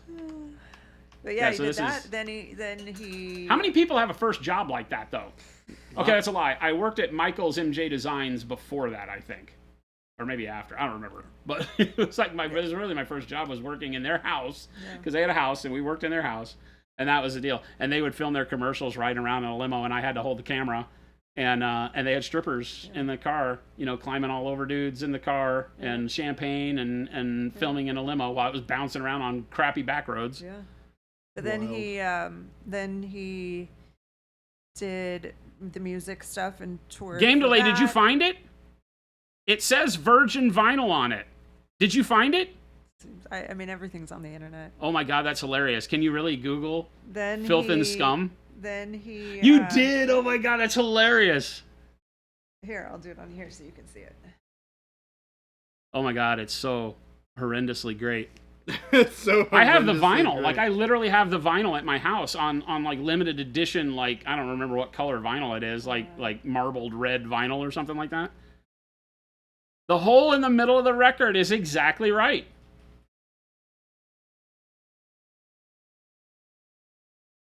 Oh my God, Discogs, Filth and Scum, 1988. There it is, the first one. Oh my God.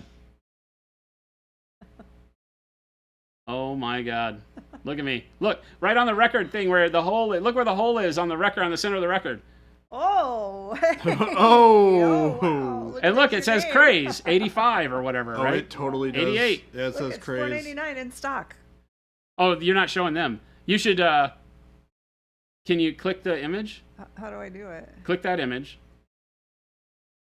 Then can you click the image, and make it bigger? Right, and then we'll hit whip, right? And then go to the Discord one. Over on there, yeah. No, the Discord. Over to the right. Yeah, This the is second one that's lit up. hilarious. Click that. Then click properties. Oh no, see the window? No. See above it where it says window Chrome EXE? Right under our picture, Jen. Yeah, see that? Click that and drop that down. And say Filth and Scum. Click there. Boom. That's it.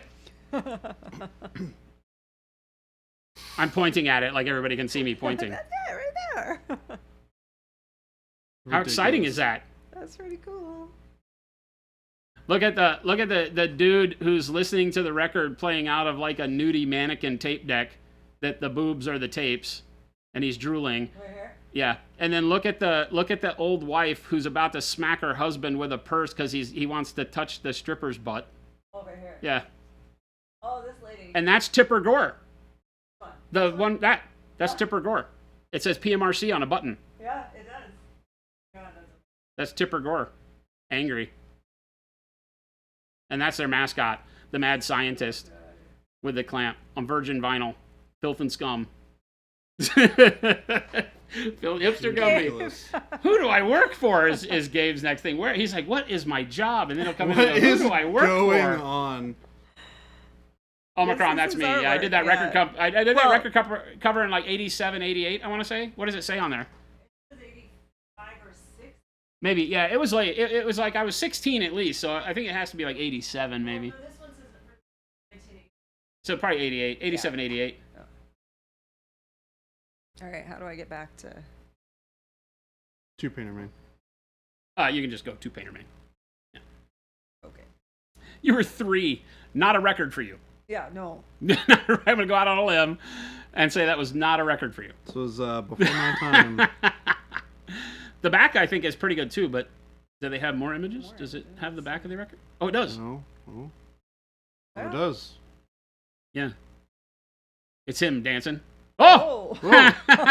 Whoa. Oh! You guys need to just Chat, you Google gotta it. Google it Just yourselves to Google see it the- yourselves.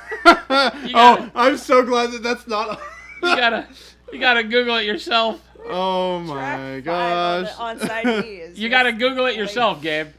I'm not putting the game delays looking at him. I'm like, I'm glad we turned that off. I forgot I did that. Yeah, it says 88 on that one. My signature says 88. Dementia Records. Yep. These song names are wild. Yeah. Yeah. Definitely. Oh my gosh. Richard Gripper and the Spasmatics. They gave different band names to each of them, but it's just the two of them. It was just two dudes making music in one guy's home studio.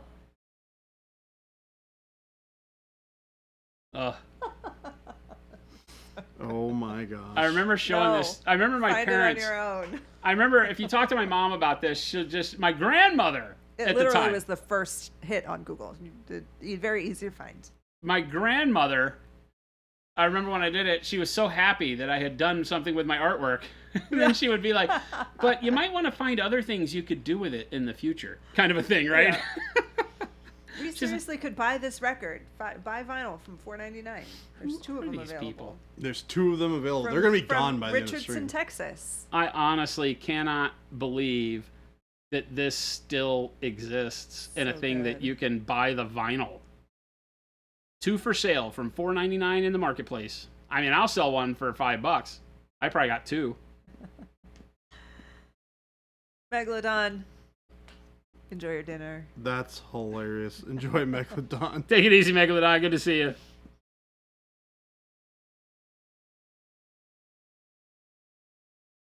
Yeah, I was like 17, 16, 17, and 18 when I worked for them. They And were then, the of ones course, he that had owned his the own- guy. The tall guy had his home studio where he did recording, and he had a T-shirt press. And that I would do this work for them in exchange for unlimited use of the T-shirt press for our bands. So I made all of our T-shirts for Rated X and Domestic Violence Yeah. and stuff off of doing this all thing. of this stuff. Can you eat the record? Go for it. He's lived an eventful life, that is for sure. And we're only at age 17, 18 right now. There's so much more. Keeps going. Turns out I There's- didn't stop then. Was in bands, and then he built recording studios, produced music. We've got a great picture that we found of Jason in a hip hop trio. You've had What a lively else? life. Did a lot of work in like electronics, things like that. Got a few patents. Holds a bunch of patents. Worked for Games Workshop in their corporate U.S. corporate offices, and then That was one of my favorite jobs too. built motorcycles. Yeah, most people when they Vintage Google me find my motorcycles. motorcycle stuff Yeah. first. I haven't seen any of that. I should Google it. And then after motorcycles was here. Here. Moved here, met Jen, end of story. Yep. Oh, wait. Then we made this company? Yep. You might have heard of it? And that's Every now and how then we we paint got miniatures. to here. Moved here, met Jen, Pro Acryl. Monument Hobbies. All right. Omicron wants to know what you're working on, Jordan. I am working on trying to rush through, well, not rush through, but get the rest of these Justarin Terminators all finished. And also the Cataphracti Praetor. Do you have a timeline? Like, are you trying to play Kyle soon? I just don't want to be working on this stuff forever. There is an event Oh, yeah, that's right. His at the event. end of October. Yep. Oh god, it's at the end of this month. Yeah, I was going to say, that's pretty quick. Not Maybe gonna have November everything before painted. you know it. Not gonna have everything painted.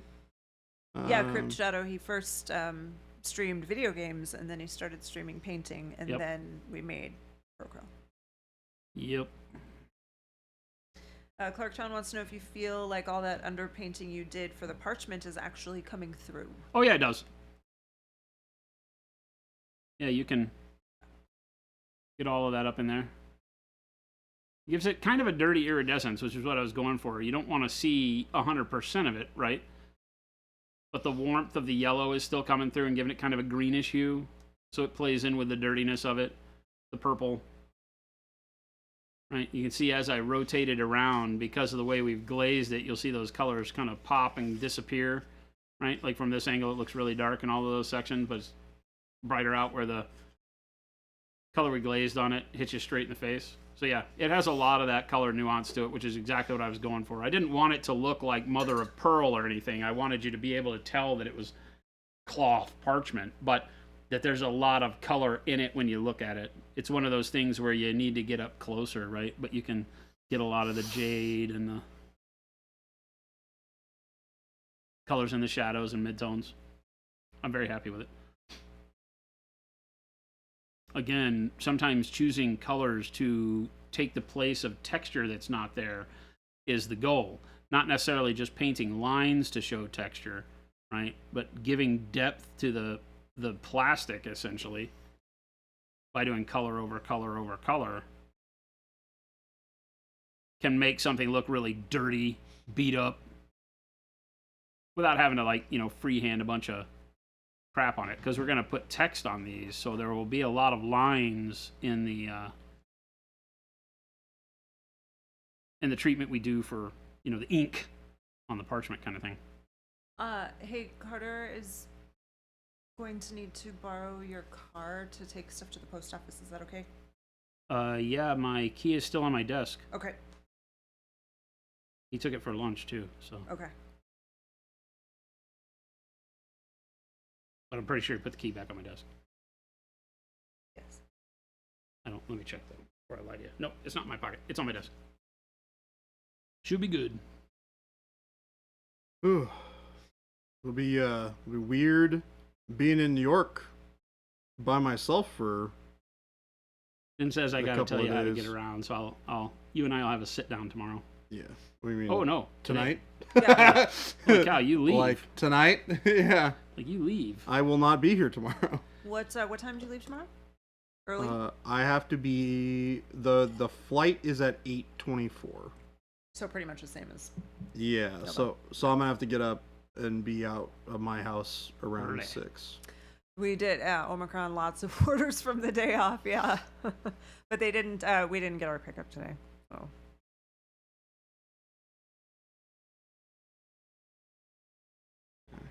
Gotta be out around 6. Yeah, your big thing is you want to make sure you look up where the hotel is on 33rd Street. Yep. And when you get off of the airport, you're going to want to take a cab, not an Uber. That is what Jen has mentioned. Yeah, you'll want to take a cab to Penn Station. To Penn because Station. they should charge you a flat rate of like $70. $70, okay. JFK to Penn, pay that, and then when you get off, tell them the 33rd Street side of Penn. 33rd Street side of Penn. Yeah, because Penn Station goes between 32nd and 33rd. Oh, okay. But they'll drop you off at 33rd. Less walking. Well, the hotel's right there. It's Yeah, Penn Station is the hotel. It's Penn Station and 3rd, yeah, or 33rd, yeah. Yeah, so you're right there. Just don't tell them to take you to the hotel. Because Right, they may they'll charge more. you going drive rate. Yeah. You want to say to Penn Station, and that has a flat rate. Got it, okay. Yeah, I was like thinking about this the other day. I was like, I'm pretty sure it's going to be weird getting to places because it's New York and they do things very differently in New York. It's all like walking and then trying to get in and out is weird. What do you mean? Well, like what you're talking about. Like there's a different process. You got to go to a taxi cab. Oh, it's just I realized this the if other you day. ask for a particular address, they just turn the meter on. Right. And then you get hosed. You don't ever want the meter on No. for anything longer than around the block in Yeah. New York. Yeah. Uptown to downtown. Yeah, our regular guy is awesome, and then Everybody else is not. the woman that comes on his day off is also awesome. But then the third person, like the third alternate, not so great. Hobby Corner, what's going He on? doesn't enjoy coming and picking stuff up from us because we always have a lot.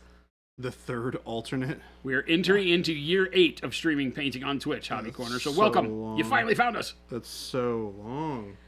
Question Been from doing Wad this Tomato, Fuse, or Baby J. Do you have Uh-huh. any suggestions for how to make something look like it's part of a black and white film?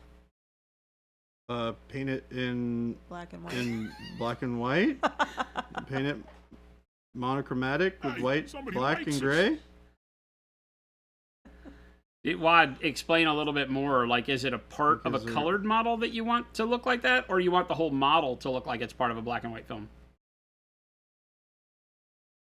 That's cool, Hobby Corner.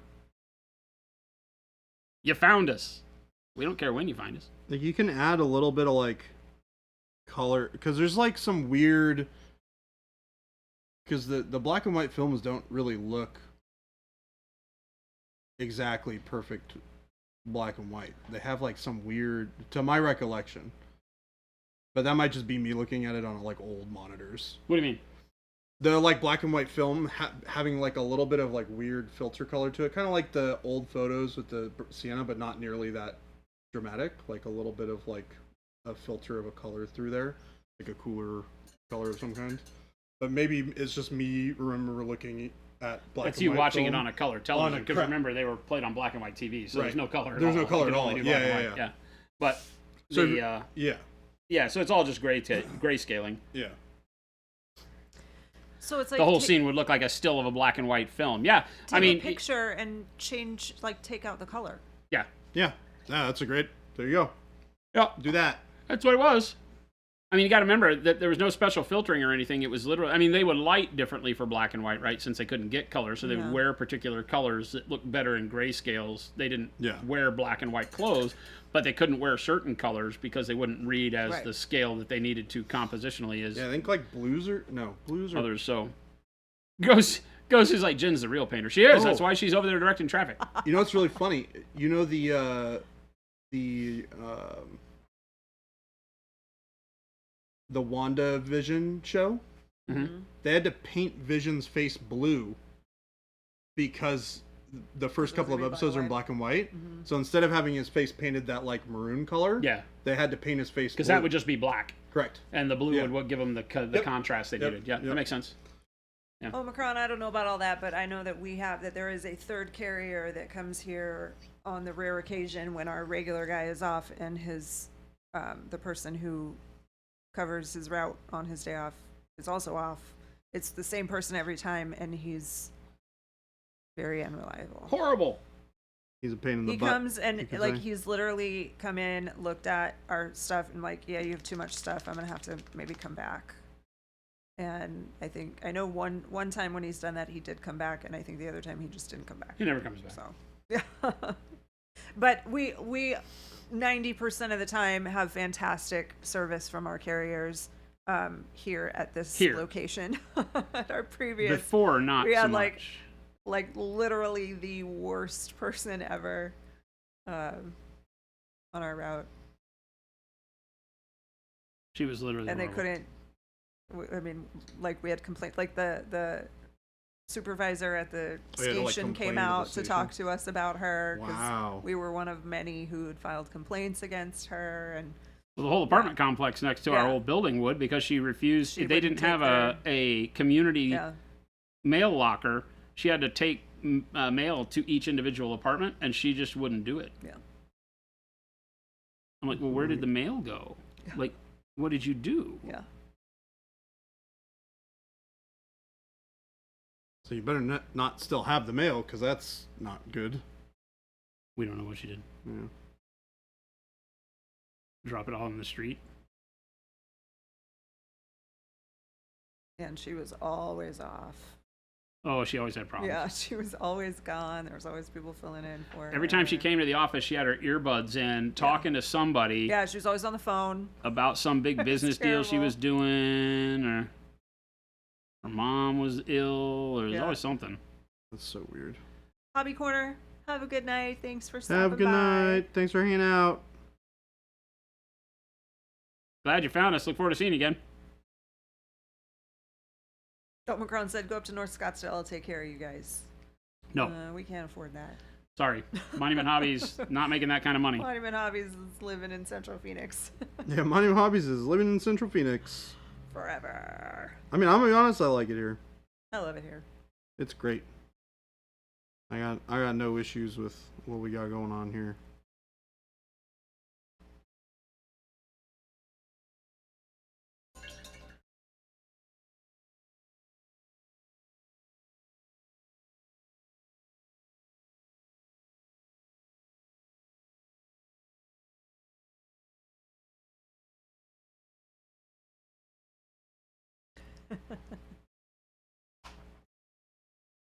That's okay. Like I said, 90% of the time, maybe 95% of the time, they're awesome.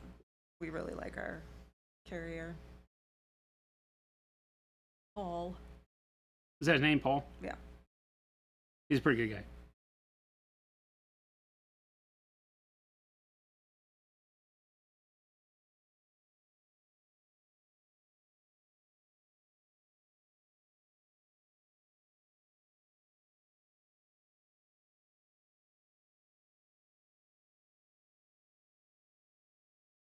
Oh, the drive from Tucson to Phoenix is so easy, though. It's like, like I mean, a you straight could fall shot, asleep. right?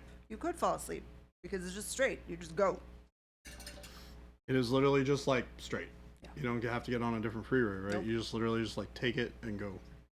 Yeah. Too straight.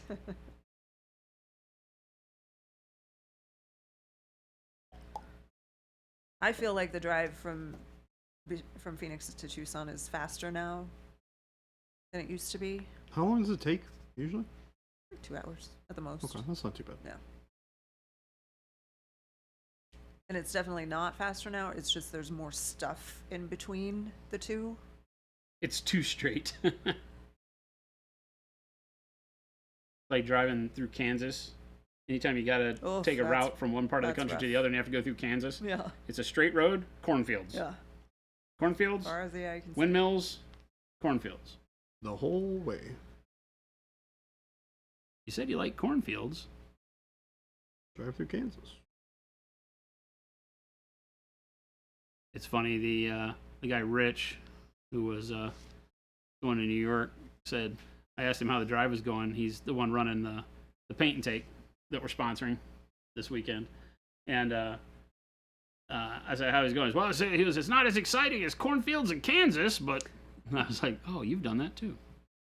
Anybody that's done it knows.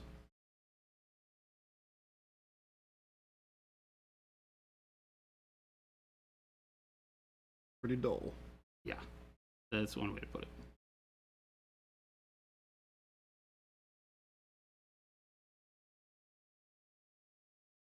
Oh, USPS just came.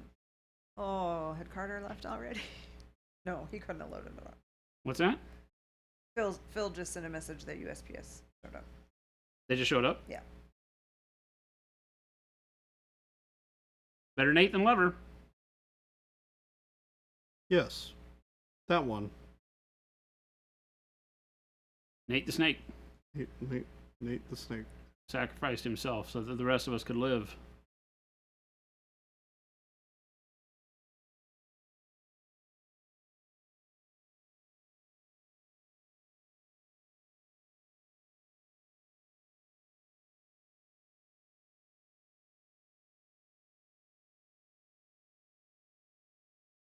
Oh, good. He had not left. He was loading up and was going to take Shelby to help him.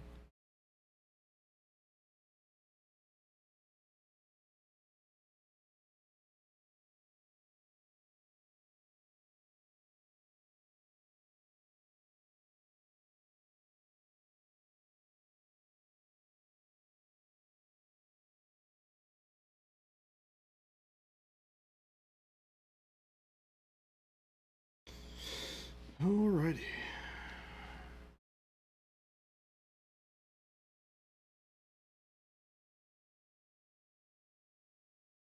So where is Penn Station in relation to the rest of New York? Midtown. Is it Midtown? Yep, Upper Midtown. Nice. Just depends on what you call Midtown. A lot of people would say that Midtown starts at Houston. Everybody's gonna go Houston. When in New York, it's Houston. Houston. Obviously, Soho, south of Houston. What that stands for. Oh, really? Yeah.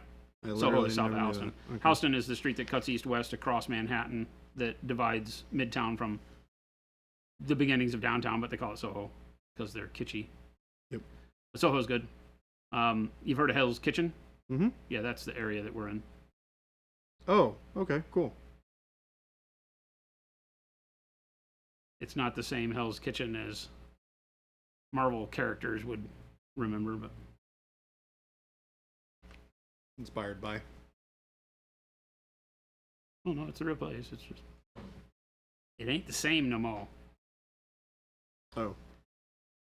My bio is not nearly as interesting. And I can say the whole She thing just did cooler things. in about 30 seconds. Jen fought crime. That's right. Your bio isn't more interesting than mine. I did. Daredevil, yeah. I don't think so. We're in I don't think Daredevil so. land. I did nothing. I did nothing like interesting, like drawing album covers or anything like that. Omicron, take it easy. The Omicron. Very quiet, very shy. Good student. Graduated from high school. Went to ASU. Was in a sorority. My lifelong dream from the time I was 5 years old was to be a teacher. So I was a teacher, taught for 16 years, and then I got tired of teaching. I didn't get tired of teaching. I got tired of working at a school, and so I quit. And then I was a trainer, not a physical trainer, but a like an instructor for an online education platform. And then I was for less than one school year, I was an assistant principal, and then we made Monument Hobbies. Done. How long did that take?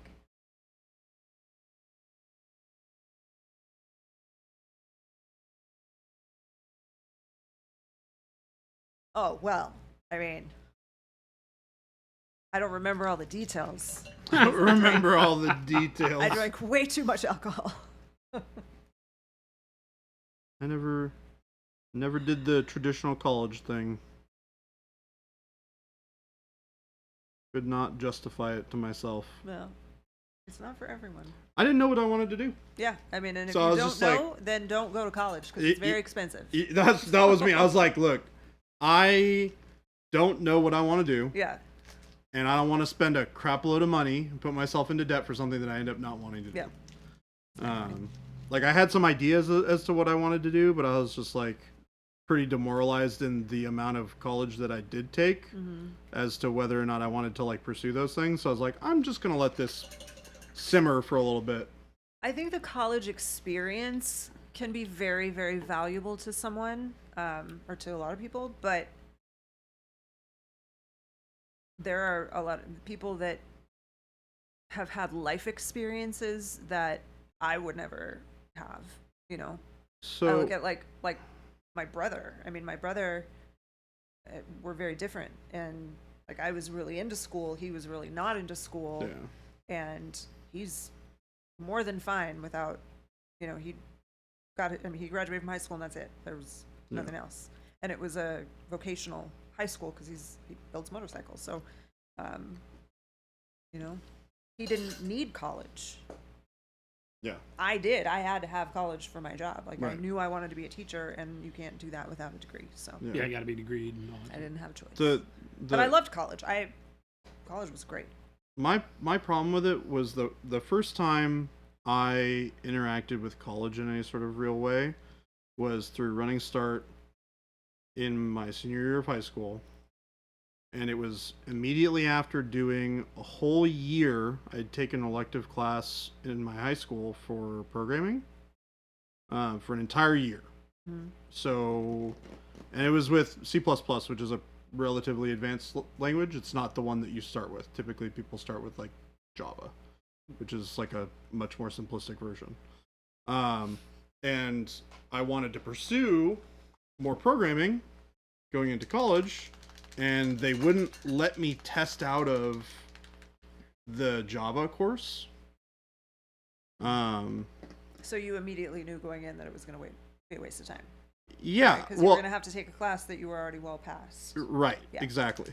Because it was like taking, I mean, basically 3 college classes worth of programming that I had done a year before. Right. So I literally did not go to it. Like I started to go to the classes, and I was just like, I'm sitting here doing nothing.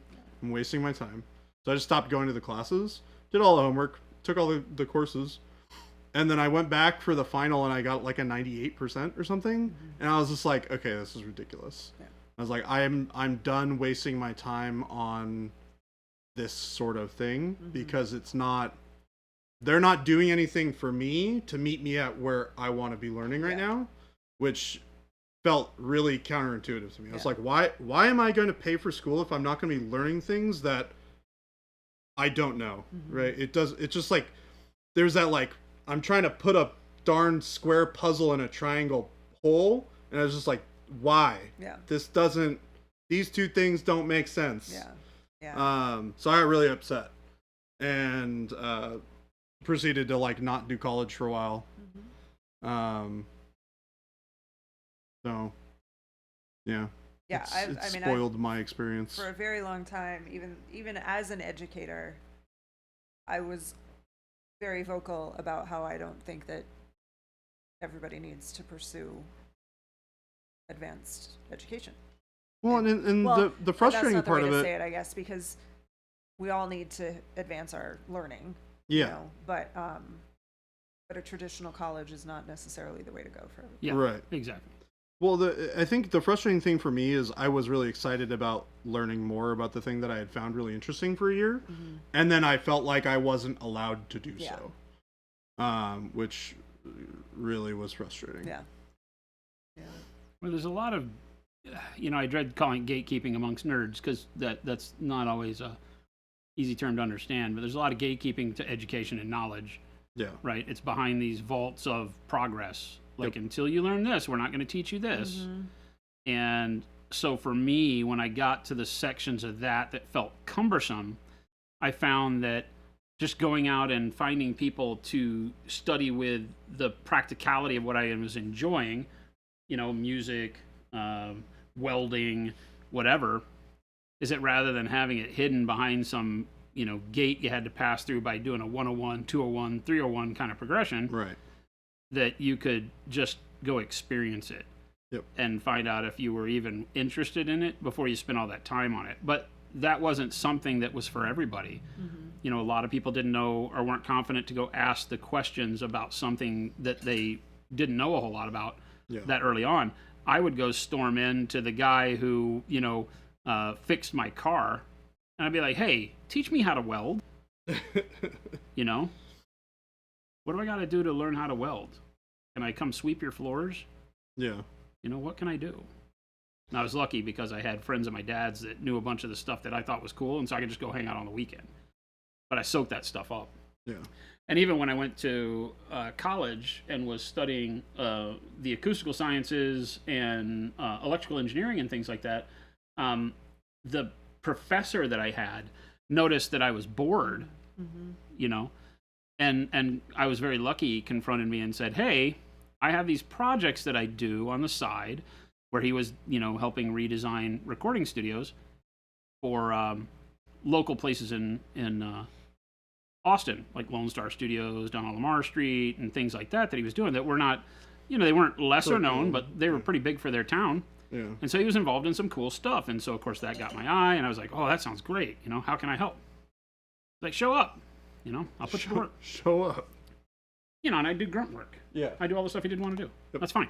Because at the time you're like meeting people and all that. And, it didn't take me long to know that, okay, this is great. I want to do this. What do I have to do? And he happened to have some clients he didn't ever plan on. He had kids and a wife, and he was very much an Austin weirdo and didn't ever want to have to do anything outside of Austin. So he would always recommend other people in cities that he knew to do work for customers of his that had, jobs out of town, which a lot of that world did. If they did one recording studio, they had another one in another city. And so he gave me one job. He was like, here, this is a small one. I think you can do it. It's refurbishing this room. I think you know enough. Go do a good job, and then maybe you can start doing it more. And I did. And that built an entire company. I did that from 93 to 98. Sold that late 97, early 98. And, but that was something where had I waited and thought that college was what was going to get me there, that this end game, that I don't know that the opportunities would have been the same. They could have been better, right? I don't know.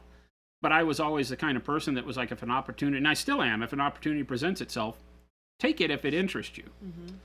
Well, and I think that one of the things about, I forget the exact thing, but somebody said to me once, or I read something where they said, it was something along the effects of like, you miss every opportunity that you don't put yourself in a position to be able to take. Yeah. Mm-hmm. You miss every shot you don't take. Yeah. The only ones you're guaranteed to miss are the ones you don't take. Yeah, but it was a little bit different than that. Even it was something to the effect of like, these things are not just going to happen to you. You have to put yourself in a position for things to be, for you to be lucky, right? It's like, because everybody, it's like, I got lucky getting my first position as a studio painter, but I put myself in a position where I could get lucky, right? So it's putting yourself in positions where when opportunities arise, that people luck, are looking at you. People are looking at you, and that luck can trickle down, and you can be the first one in line for it. Yeah. And I think that that's a big thing that like a lot of people don't necessarily think about. Well, and people You know? get, they get nervous about branching out and trying something like that. Yeah. You know, that's why, like, when I left teaching. Oh, I was scared. I was terrified. Yeah. Like, when I left teaching, I mean, it was not the first time that I had kind of impulsively left a job and be like, I'll figure it out. Because I had the first school district I worked for, I was there for 6 years, and 5 years were fantastic, and the last year was pretty terrible. And toward the end of the year, when we were signing our contracts and stuff, the HR director and my principal called me in and told me that they were going to move me to a different school because I was not a good fit for where I was. And I was like, nah, that's not going to happen, so I'm just not going to sign that. Thanks for the good 6 years. I'm out. And I was like, okay, so now I got to find another job. Yeah. And, Yeah.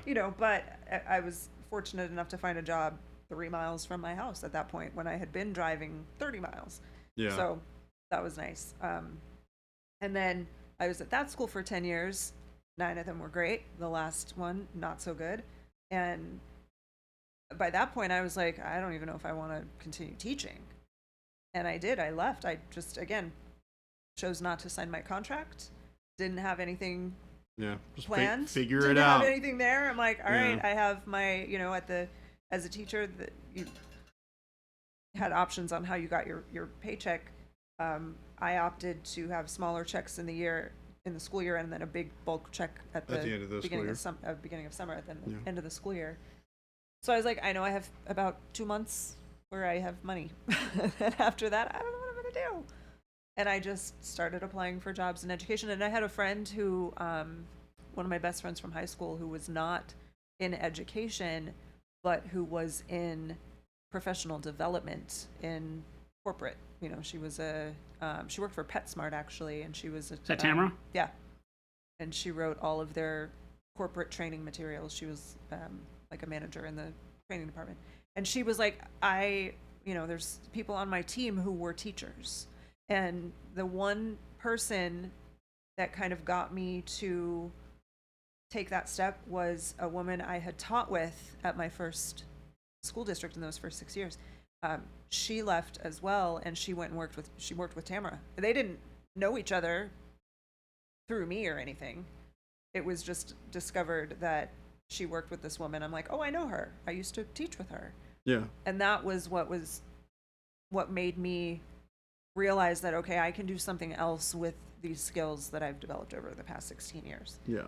And I didn't go to work for PetSmart. I still stayed in education, but it was basically that type of role That where kind I was of still role. teaching. Yeah. And I got to travel. It was awesome. Which is cool. Yeah. Yeah. That sounds like a great gig. It was a really good transition. Yeah. And then And then she met me. Yes, I met Jason. And while then I your was life doing changed. That was where I entered stage right. that. Yeah. And that was around the time when I decided I didn't want to travel anymore. What's Jason putting on the rocks right now? Facing texture, it looked like. I did burnt sienna over black brown primer. So I mixed you were burnt. just I mixed burnt Painting on the sienna. basing texture. I mixed burnt sienna and black brown for that color. The black brown primer, I just mixed it in with the burnt sienna so I could get that kind of ruddy dirt color. Usually when I'm doing bases like this, I have no idea what I'm doing. I'm just throwing color on it to see if I can figure out something I like. I'm happy with how Crater's turning out. Pretty simple. Looks cool. Nah, go Sue. That's how you get your neighbors to like cross the 911. street. 911. My neighbor has blood on his hands. It's true. Jet says I started with Fortran and Pascal back in the day. Lol. Started with DOS. COBOL. Spatsnat, yeah. Yeah, I think Fortran, Pascal. That was all the stuff that they were trying to feed me in school when I said that I made the mistake with my guidance counselor in high school of saying that I really think computer programming is what I should be focused on, because I was, we're talking about, like, you would say that today and it would be like, well, duh. But back then it was like, there wasn't anything. Our high school had a couple of IBM I forget what they were called. Not PS. I don't remember what the computer was. It was like the first personal workstation that IBM made, right? There was like a workshop full of them at our school. And you could take a computer class, and they taught you how to do like point vector graphics and stuff, simple programming crap. And I was like, yeah, because video games were not really. I mean, the arcade had video games, but in the home you didn't. But like computer games were just in their infancy. There were just starting to be some games that you could run on your computer at home, and if you could even have a computer at home. I had like a Commodore 64. Commodore 64. And yeah, and I was like, yeah, so I made the mistake of mentioning that I might be interested in that. Of course, they rocket you into that program because it was new, and they had to prove to the school district it was worthwhile because they spent all this money on those computers. I hated it. I hated it. I was like, this is definitely not for me. I can't live with these people. Yeah, the programming stuff I really loved. It like scratched that analytical itch in my brain where I like to tinker with stuff and figure out why things don't work. Our first test in that class, you said that you moved the turtle around the screen with logo. Our first test was that you had to draw a picture using, and I'm not going to remember what it was, in the language, the programming language. You had to just define your points, and then you use like, you know, you draw a line command, you define your points and all of that. And so you had to get a piece of graph paper and map out the screen, the pixels on the screen, so you knew where the points were on the screen. Wow. and number them and know your number and your XY coordinate on the screen and do all that, and then have it draw lines between them. Hey, Paul. I just wish you guys good trip. Thank you. Well, I'm not leaving. He is, though. Just Jordan. Hi, Paul. Here, buddy, come. Oh. Aww. You guys can't see this, but they just had a They very gave tender each other moment big goodbye hugs. between Jordan and Paul. Take it easy, Paul. We'll see you tomorrow. Bye, Paul. I just gave that kid some love. He's not even staying. That hurts my feelings. But yeah, and I did the Starship Enterprise. I had to make this. I did the Starship Enterprise graphic. Good luck. Well, that's cool. So Oh, thank you. That was nice of him to come in here and say that. Go Sue, same thing. Yeah, I was Are like, you nope. leaving? Yeah. Okay. Oh. We should keep that kid Hey, is around. my key on my desk? Yeah. It needs to not be in your pocket in the Uber. I do have one, but please put it on the desk. That's where I was headed, but the door was open. I'm like, Ta-da. Ta-da. If you hang out, I can take you home.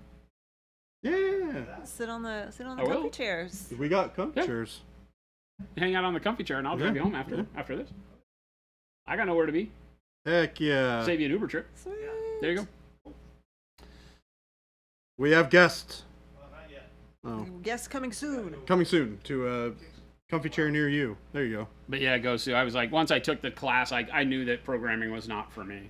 Back in that day, because I was still the actually need to freewheeling go get spirit that I am now, and so back then I was like, it didn't mesh well with the thought process for having to sit and figure out the programming. I was a big math geek. I really enjoyed doing math. I didn't really so much enjoy doing the homework. But I was really good at math, and I really enjoyed doing math. So programming was like a cool way to implement math in an interesting way.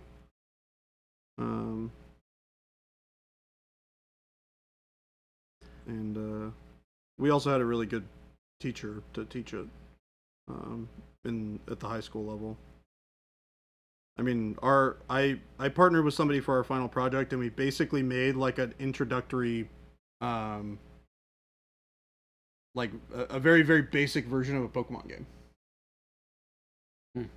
Like we had a database to have all the stats and stuff Yeah. for the Pokemon, and imported all the damage calculations and stuff, and made the sprites show up on screen when you entered battle and stuff like that. It was cool. Yeah, we had to do collision mapping in old vector style, like where things couldn't share the same space, and if vertices crossed over one another, you had to bounce it off it or reflect it and all that kind of crap. And that's when I was like, yeah, this is cooler when it's finished. I'll just play y'all's games.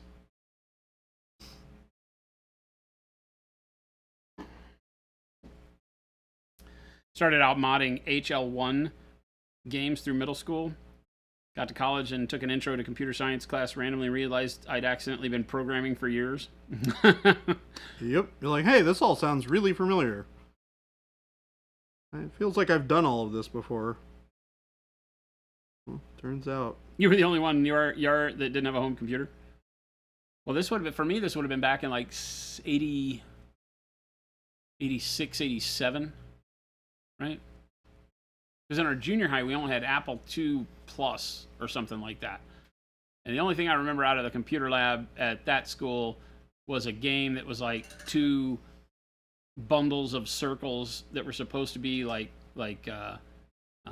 arena fighters swinging axes at each other. And you moved it around with the arrow keys. One person used the WASD and the other person used the arrow keys, and you could play 2-player on the same machine doing that. And I think one of us had to use like the number, or maybe one of us was using the arrows on the number pad and the other one was using the arrows on the keyboard. I don't remember what it was. But we thought that was the greatest thing ever. I'm probably, if we looked at it now, we'd be like, what the? I've had a computer for a very long time in my life. Although at our junior high, I guess by the time I was in 9th grade, last year at junior high, that one of our buddies, Greg, had got a ColecoVision. Because I remember we would walk to school and we would walk to Greg's house first. We'd leave home early so that we could get to Greg's house, and while Greg was finishing getting ready for school, we'd play his ColecoVision. We totally used that kid. That's funny. But yeah, typical high school stuff. We'd sit in his room and make it completely awkward for him, getting ready for school, eating breakfast while we played his ColecoVision. Because it was like the best thing. It was like almost an arcade game in your house. It was mind-blowing at the time. I had like an Atari 2600. It was not mind-blowing anymore after ColecoVision hit. You were like, "Aw, but Mom, I want a ColecoVision."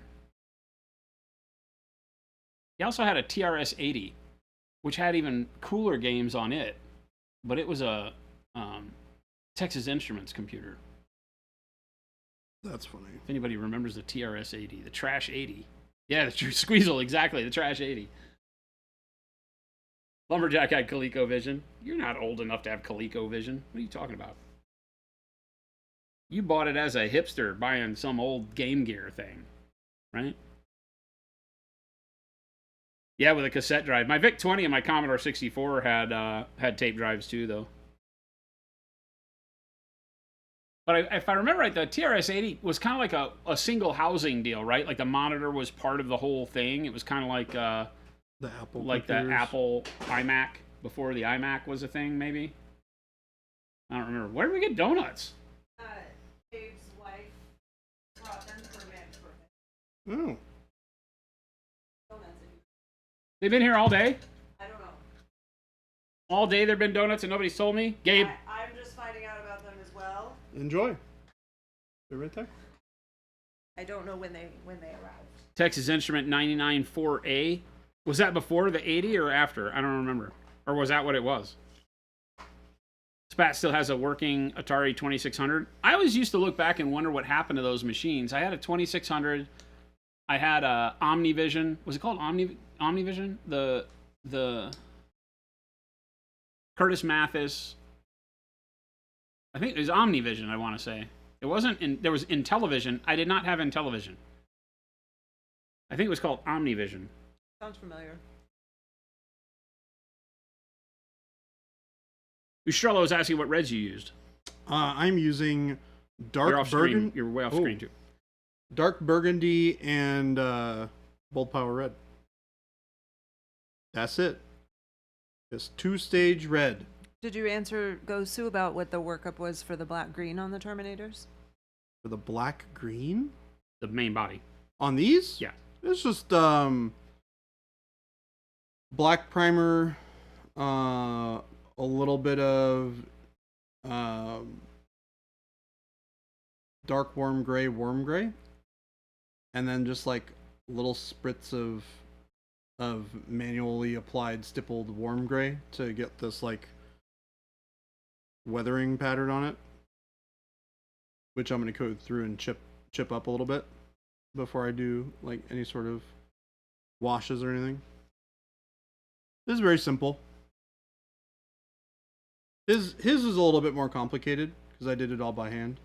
This has some warmer colors in it. I think I used some Payne's gray, mixed in a little bit of like neutral gray.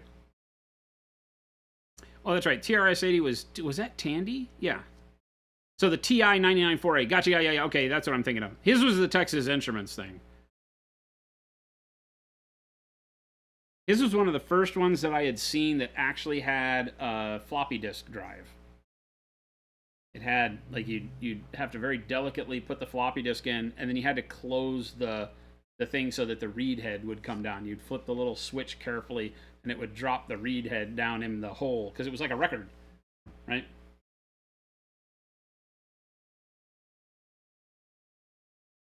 It took me a while to get I finally got a disk drive for my Commodore 64.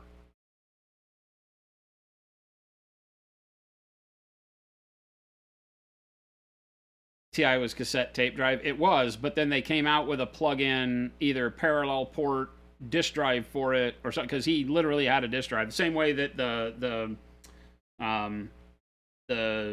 Commodores did. When they came out with their disk drive, it was a big chonky brick that you'd add and you plugged in, I believe, with a parallel port, which seems silly. Tandy was the floppy disk. Main difference between the two? I'm pretty sure TI came because it was a separated thing.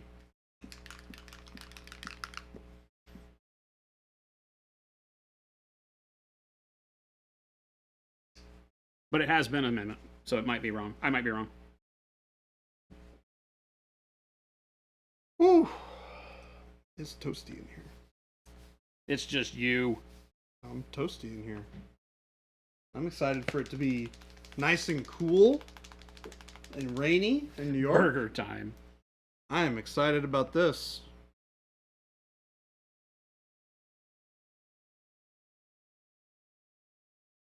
Was Burger Time like Tapper? Did you have to serve things to people or no?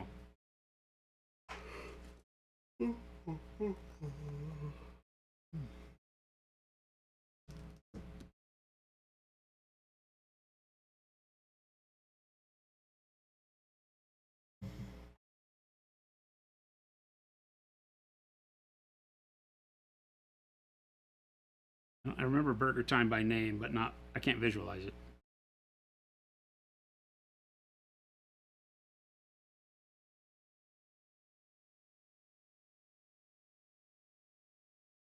It's probably on our arcade machine here. We have one of those 7,000 game arcade machines. It has everything. The only thing I asked the guy is, does it have Moon Patrol? That's all I worried about. Moon Patrol? Does it have Moon Patrol? He was like, I can make sure it has Moon Patrol for you. Oh my gosh. We had it custom made. And I was like, Moon Patrol. It has to have Moon Patrol. I used to dump quarters into Moon Patrol like nobody's business. When my grandmother had, she worked at as a partner in an art gallery in Dallas, Texas, and in a, God, I don't know what the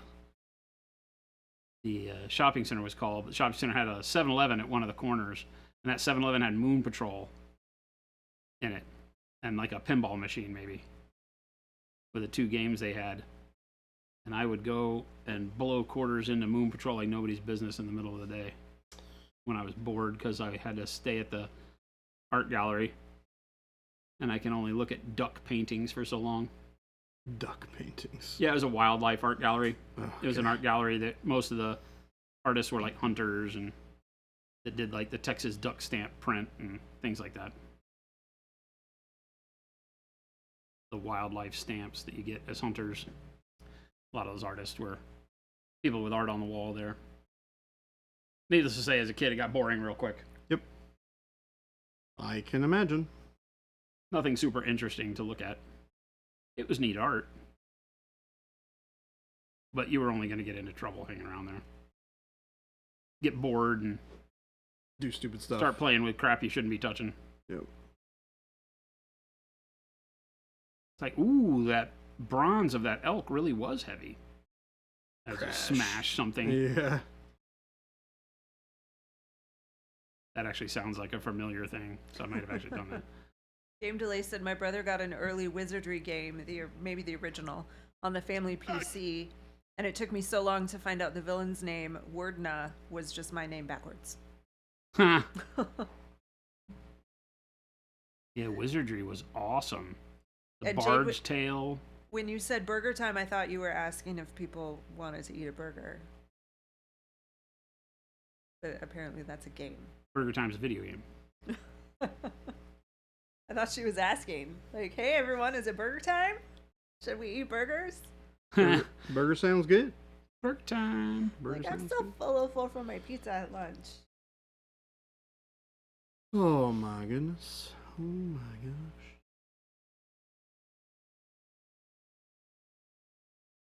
I gotta do all sorts of packing Those tonight. are my favorite games.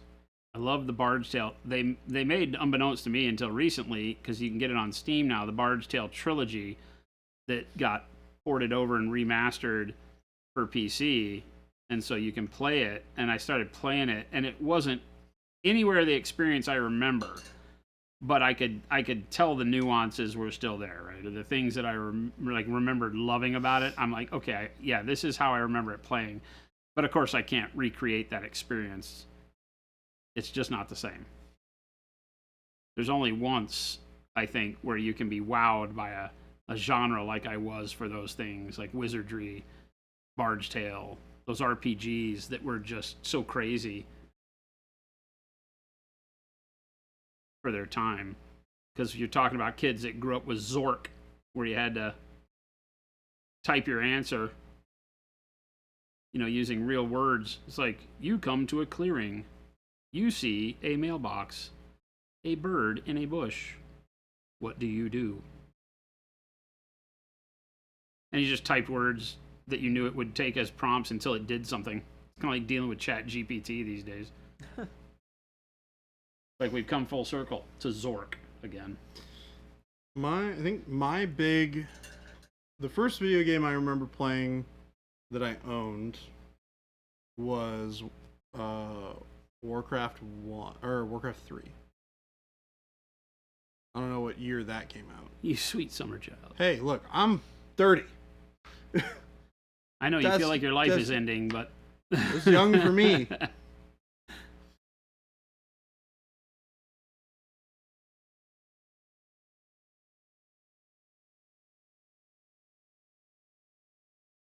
I didn't play any of those games.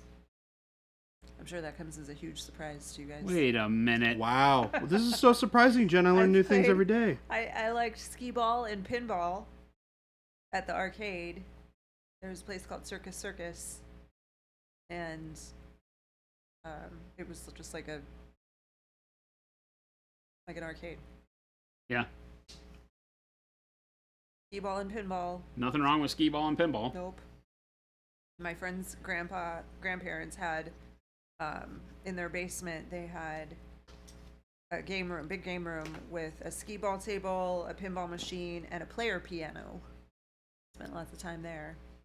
And then when I moved to Arizona, one of my friends from school had an Atari, and it had, was it Pong? Is that the one where you just bounce the ball back and forth between the two little plates on the side? Tim, you're wrong. You're Is that what that colorblind. was? Anybody? What's that? Was that the Atari game called Pong? Pong. Yeah. Okay. Yeah. It wasn't Atari technically. I think Atari had a Pong game that you could do. The original Pong was not Atari, though. Well, she had an Atari Yeah. system, and that's the only game that they had that I remember It's like table tennis. when I was 14, when I was in 4th grade. And then that's right around the time Pac-Man was really popular too. I played Pac-Man. That's it. Space Invaders. I do not have an extensive video game History. experience. On your very first computer, your sister renamed the My Computer icon Uninstall Windows.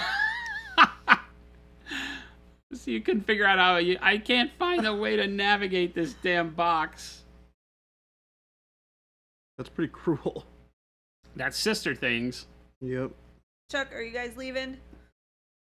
Have a good night. Bye, Chuck. Bye, Jade. See you guys. Skee ball was your jam.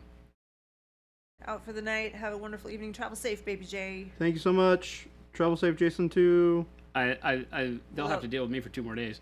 The That's true.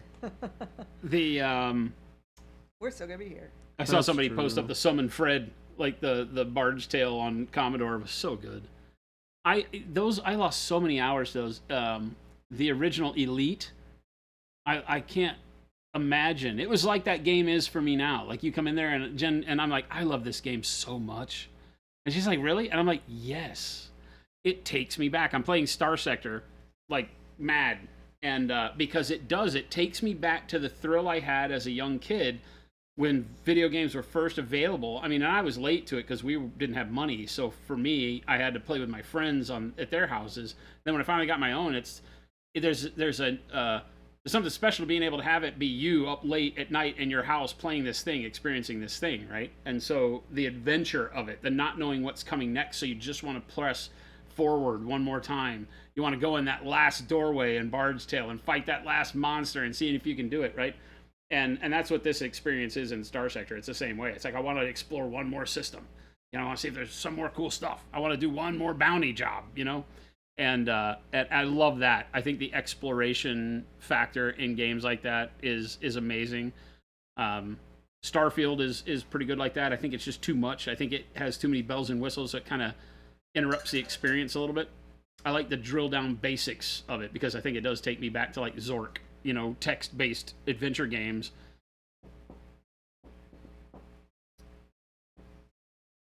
Barnstorming. That's the one where you could do like loop-de-loops in the biplane.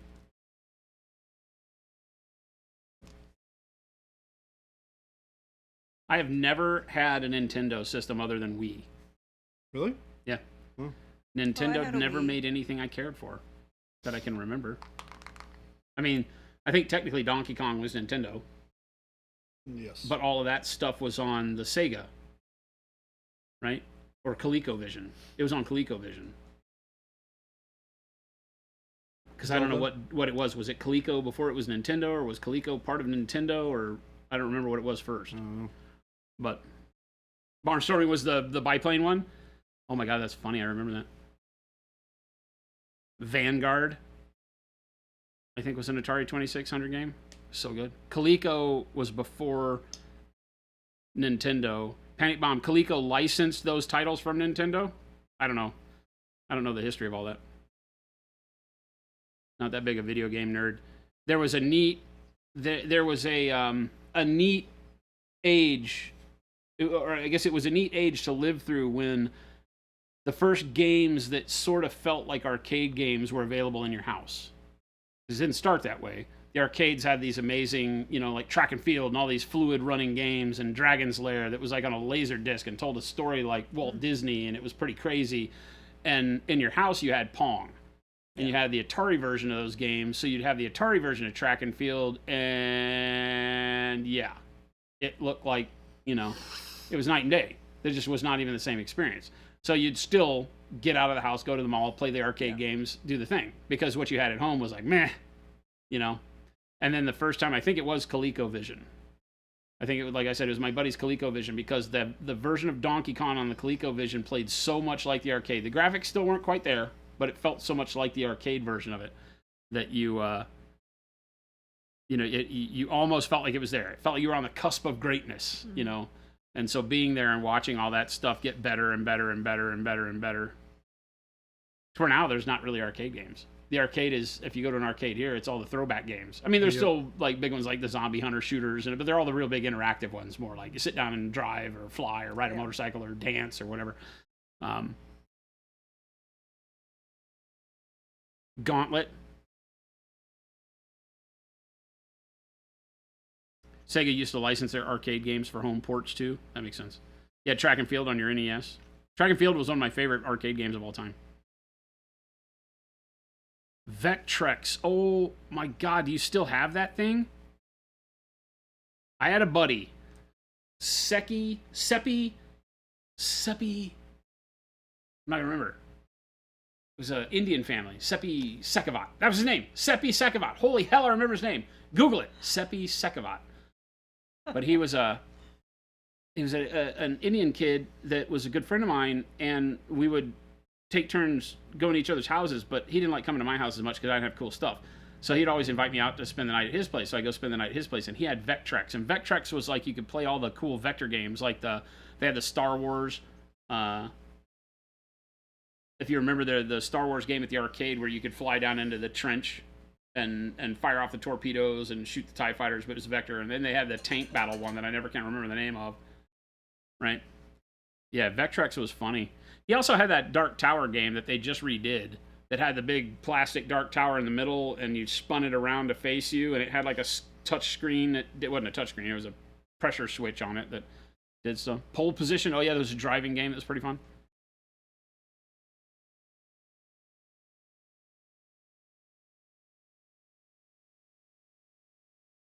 You threw the other games away. ColecoVision was out 2 years before the Famicom, so you caught probably the only 2 years where you're playing Nintendo games not on a Nintendo console. Game delay? Seriously? Yeah, because ColecoVision was the first thing I had seen, and I didn't. Nobody cared about who made the games. It was just the game. It was just Donkey Kong, and it was on ColecoVision, and it felt like Donkey Kong at the arcade. For the first time, a game played quickly. It made decisions quickly. You know, Pac-Man and all those other things that were kind of big, chunky things always felt slower than the arcade. The arcade just moved faster and was smoother running and all that. And at home, it was like, meh. I mean, if you have to. And nowadays, You just have the base game, whatever it's called. Vectrex was the game. The game system was called Vectrex because it was all the vector games. The NES hardware was actually made to play an arcade accurate port of Donkey Kong, and they didn't quite hit the mark. Nah, it was still too basic, right? You're shocked that there was a Nintendo game on something not Nintendo, and it's because the NES didn't exist yet. Yeah, I wonder if it's because ColecoVision and they saw that world and they just started keeping their brand to themselves, probably, right? Oh, there's a base game in the system. Oh, the one that came with it. Yeah, I don't know. I couldn't tell you.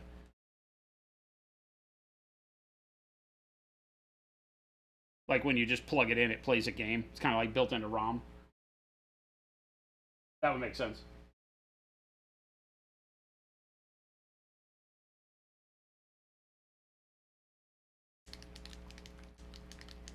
He's like, I'm going to go pull it out of my garage. You can just mail that to me.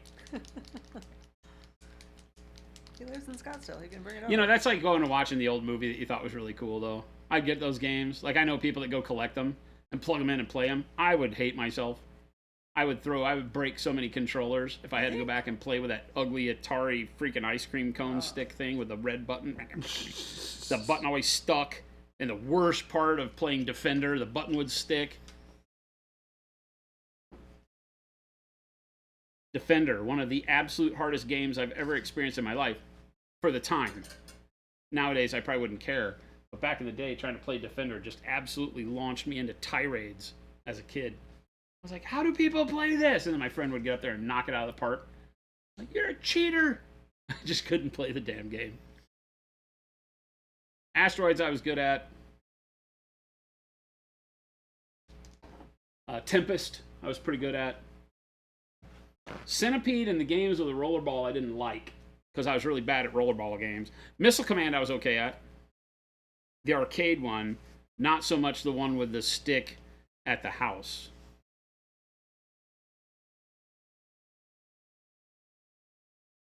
Space Invaders, easy.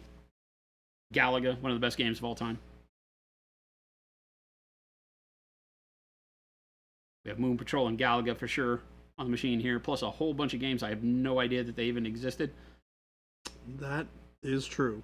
Right? You look at that machine I've and it's looked like, through what it. am I looking at? Yeah, I'm just like, I have no idea what any of these games I have are. not played that machine as much as I've stared at all the games. It's pretty crazy, to be honest. It literally has like When you look 7,000 through it games all. on it or something like that. It's 2,800 games or something. I don't remember. It's more games than I knew existed in the world of arcade. And a lot of them are like ports, but there's like Robotech stuff on there I never knew existed. It's craziness.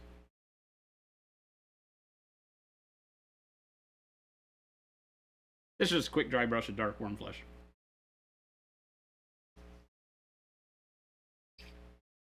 Using the angled dry brush, I can get up inside the recesses there. I think I might bring some Marvel Crisis Protocol models to paint while we're there. I haven't even gotten that far in my thought process. Well, remember, you don't have to leave for 2 days. I leave tomorrow. Yeah. So it's Yeah. been on my brain. Did Gabe give you all of the cards? Yes. Good. Yeah, I've got them. I think I took them from our meeting where they got dropped off. So I got them. You have those stickers. Yeah, I the also have paint the sets. stickers. Yeah, Stickers got mailed, I think. No, I have the stickers. Oh, the set stickers. Yes. Yeah. Yeah. Good. Yeah, we can't forget those. Yes, I have those. And I'm assuming that I'll have to try and find a way to get in there to sticker them the day before. Well, Wednesday, he said just contact him. Okay. You've got his number. Yeah, I gotta pull that up before I leave. So I have it. Add it to my contacts.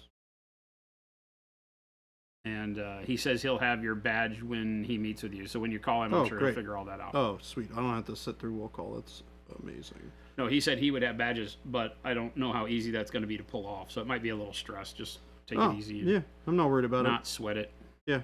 I mean, it's all stuff I've done before. It's just Yeah. a different show. So there's not too many ways that they can make it different. You know what I mean? Everybody's got to get their badge. You know, you got to get your badge from somebody. Do we figure out? Do we have exhibitor badges, or are they just like attendee badges? No, they're exhibitors. Okay, cool. I think I don't know if they're VIPs, but That doesn't matter. they're supposedly holding it down for us as the first year they're doing this. I think they're very excited about the paint and take. So It's exciting hopefully they're not blowing smoke. because it's the first year they're doing a paint and take, right? Yep. Yeah, that's exciting. For those of you out there that do not know in TV land, Jordan and I will be at New York Comic Con this weekend. If you're in the Northeast and you got time, want to take a jaunt to the city, Come say hello. come to the Javits Center. Enjoy some I'll be there. nerddom in Mass Effect Yeah, Mass Effect is right. with New York Comic Con. Come to the Gaming Zone portion of the show, which is outside the main exhibitor hall. And you'll find us at the Paint and Take Arena. We will have a Monument Hobbies section of the Paint and Take Arena set up where Jordan and I will just be hanging out and painting. Doing random painting, talking to people, showing off the wonderful world of miniature painting to nerds who may not know anything about it.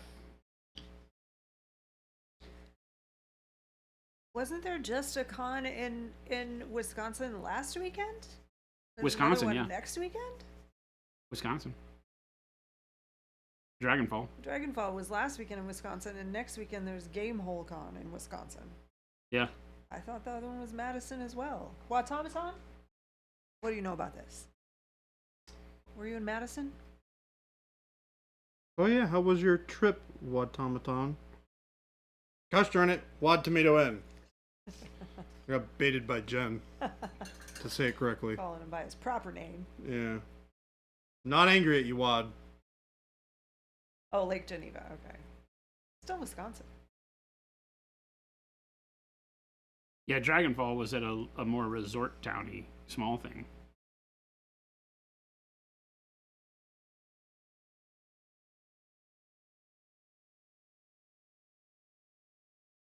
But no, we will not be at Gamehole Con. This is the last event for the year. No. Is New York Comic Con. Many shows that been done this year. We will be hunkering down until LVO. Which is like beginning of the year, right? Still January. in January? End of January. Is it end of or beginning of January? End. End. Okay. Yeah. Never remember.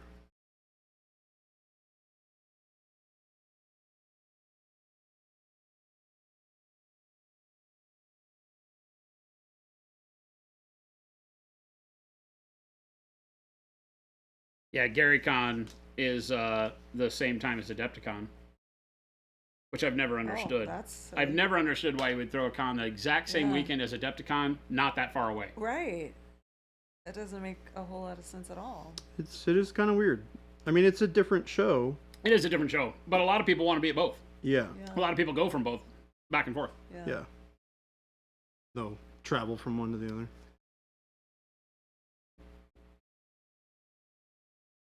Because it's like 20 minutes north, maybe? Omicron says, I just posted a picture in gaming discussions of your Vectrex and you and your pantry. Depending on what's in the pantry, you might want that. Zambi's killed it on her classes. Her first classes Those are her ever. first Really? I thought she'd done classes? classes. Oh, no, she was just teaching people Warcry at Adepticon. She hadn't done painting classes, maybe. Yeah, the painting comp was really good. Nice. Heard they grew to about somewhere between 300 and 400 attendees, which is awesome. I think nearly 100 more, probably about a 30% growth from last year. That's a great turnout. Pitfall. Oh my God, Pitfall was so good. Pitfall was so good. Yeah, because on ColecoVision you had Frogger, Pitfall, Donkey Kong, lots of big titles like that that were just amazing to play. I think it had a Galaga or Galaxian version that was really good to play. This head of hair. Really need a haircut. You're telling me. Hey, I need a haircut. be nice. I need a haircut. Oh, you need a haircut. Yeah. Oh. Yeah. Thought you were mocking my hair. No. The glory that is my hair. No. You're doing fine. You had Mousetrap? What is Mousetrap?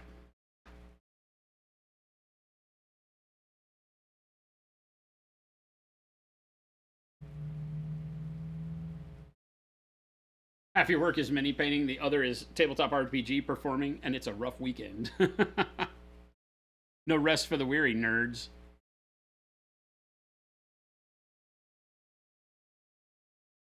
The Vectrex was 82, 3 years before you were born. I was 12. Is that right? 12? Yeah, 12.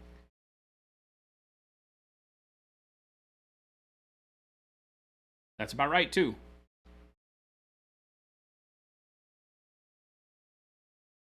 Well, would have been 7th grade? just going into 7th grade, right? Yeah, probably. The Seppi Sekovat years. Before I became a punk rock kid and his parents wouldn't let me near him. Because I had the devil in me. Yeah.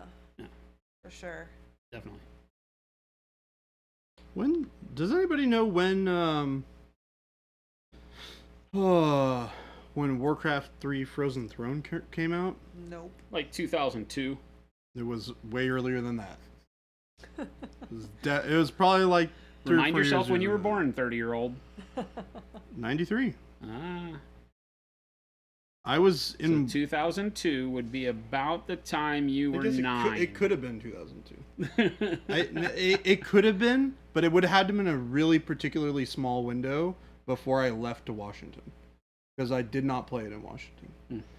Because I went to the GameStop or whatever the heck I went to at the time, EB Games, when in California where I was living at the time, to pick it up. Ironically, from a mall that had the same name. Mystic Blue Cougar says 2002. 2002. Well, but Game Relay said 2003.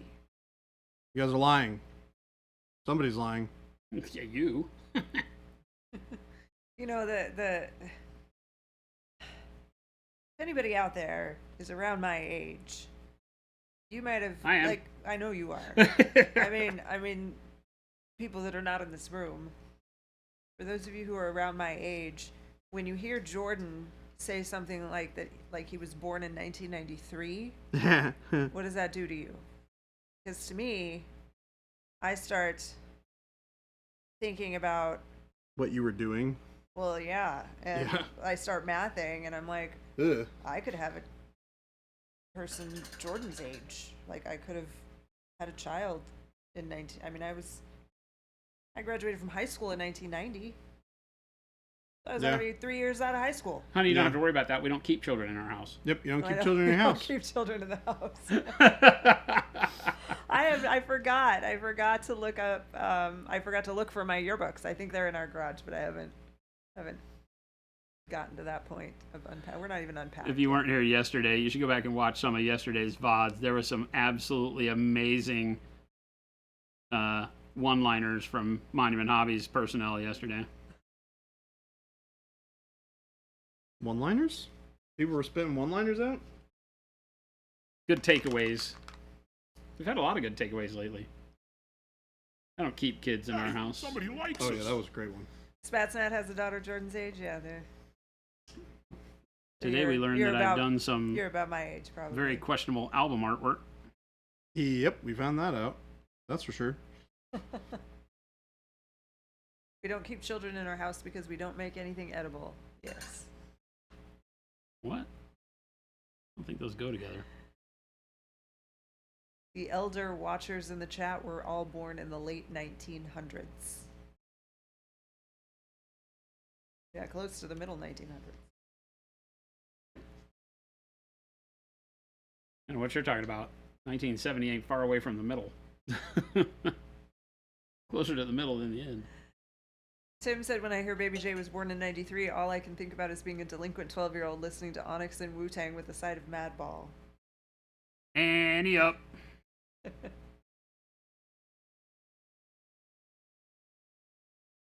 GNR album? What about it? No, we were talking about Jason's music career.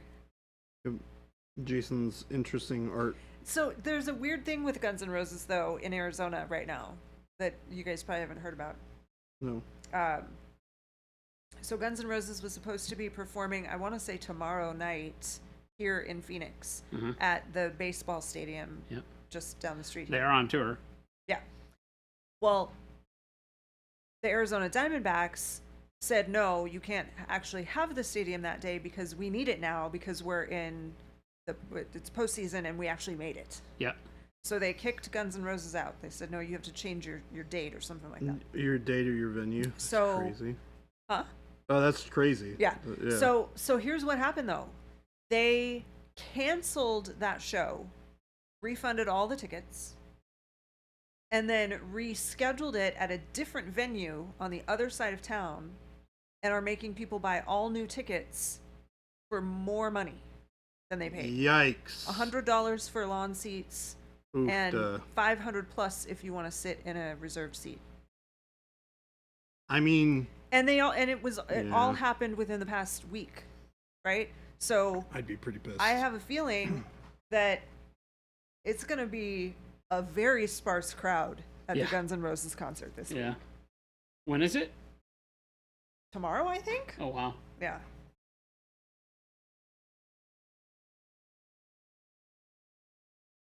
Oh, questionable album covers, The Appetite for Destruction. No, this is maybe more questionable. Appetite for Destruction was lame compared to mine. It's tame compared to what we saw today. It's much better artwork than mine was.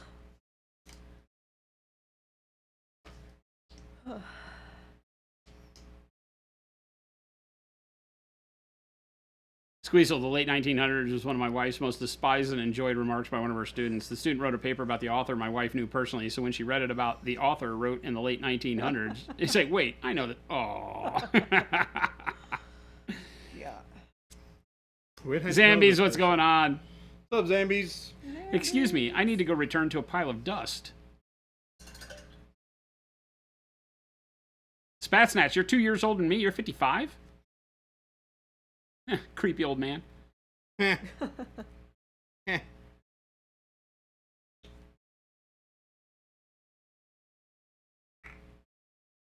Mystic Blue, you're 66? No hope for you. Hello. No hope for you. You're like a museum piece, man. Comfy chair time. Yeah. Oh, you're born in 66.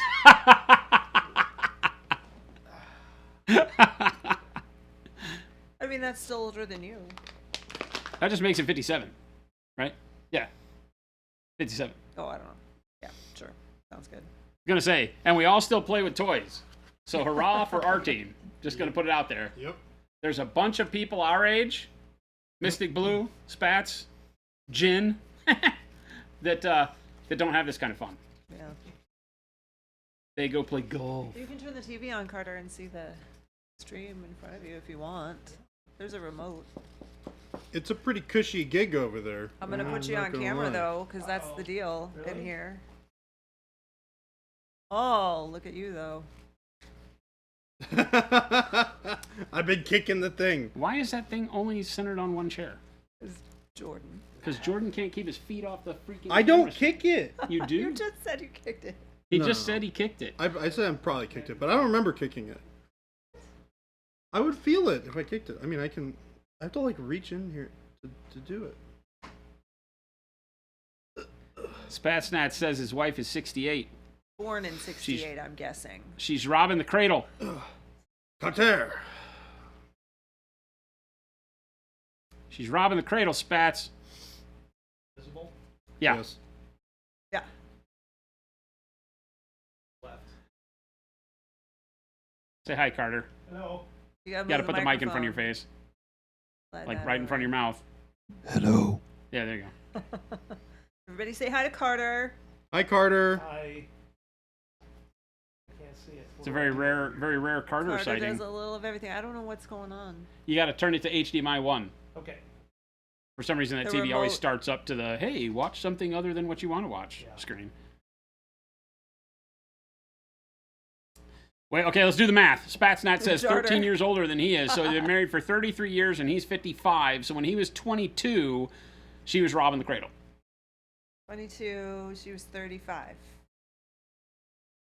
No, 33 years ago, he's 55, so he was 22, Right, and she's 13 years older. Yeah. So she was 35. robbing the cradle.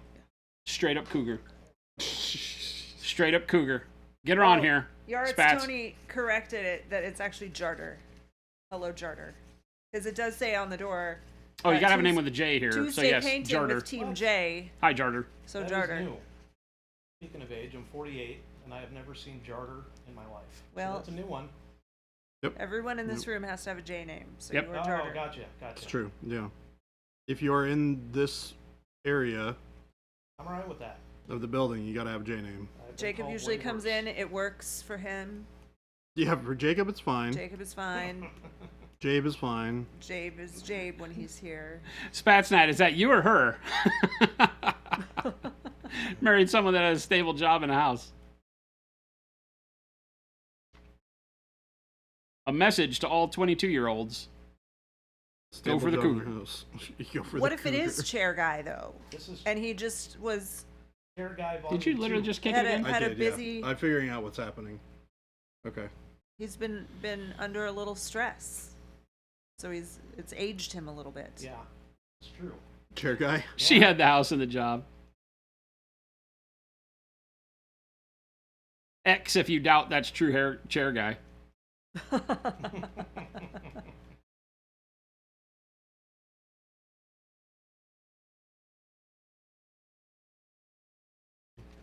Another reason to come back, keep coming back to the stream. I can feel somewhat young here. Oh, Feel young here every day. Except for sometimes when I'm talking to some of the other employees we have.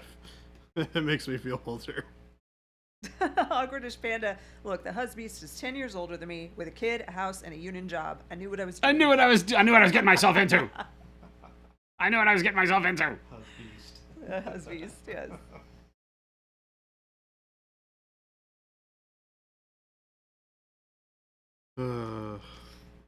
How fares the Carter?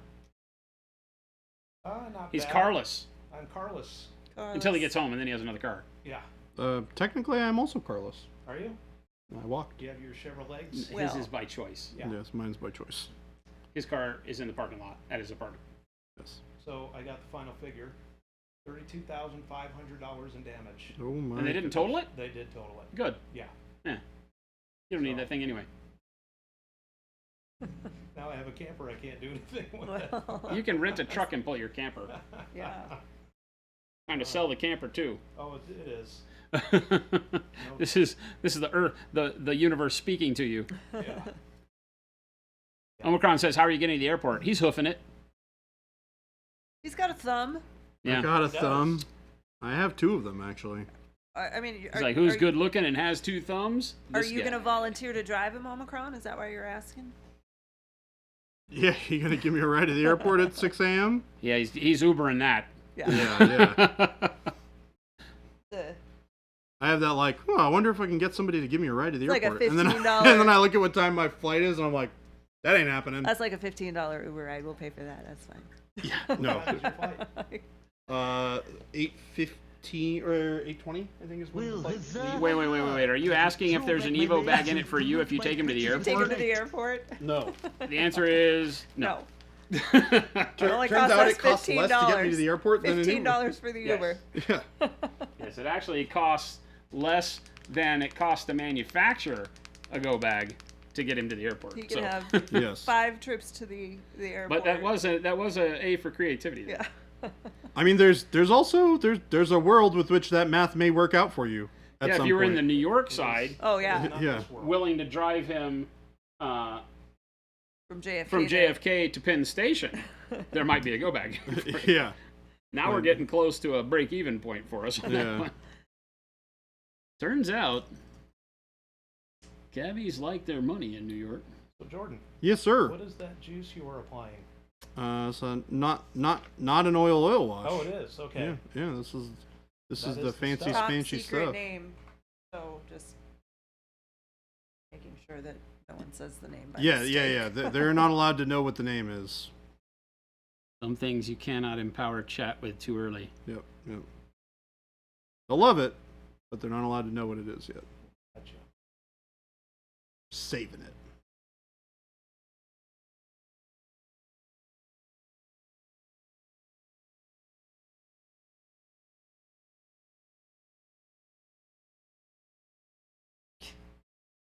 Getting random phone calls. That You not are? lea- That that are not leaving a message, and I just got a text from it that says, "Please call me." Like, I don't know who you are. So No. yeah, not gonna receive a phone call from me. That's a block. Yeah. It's a person who obviously doesn't know who I am.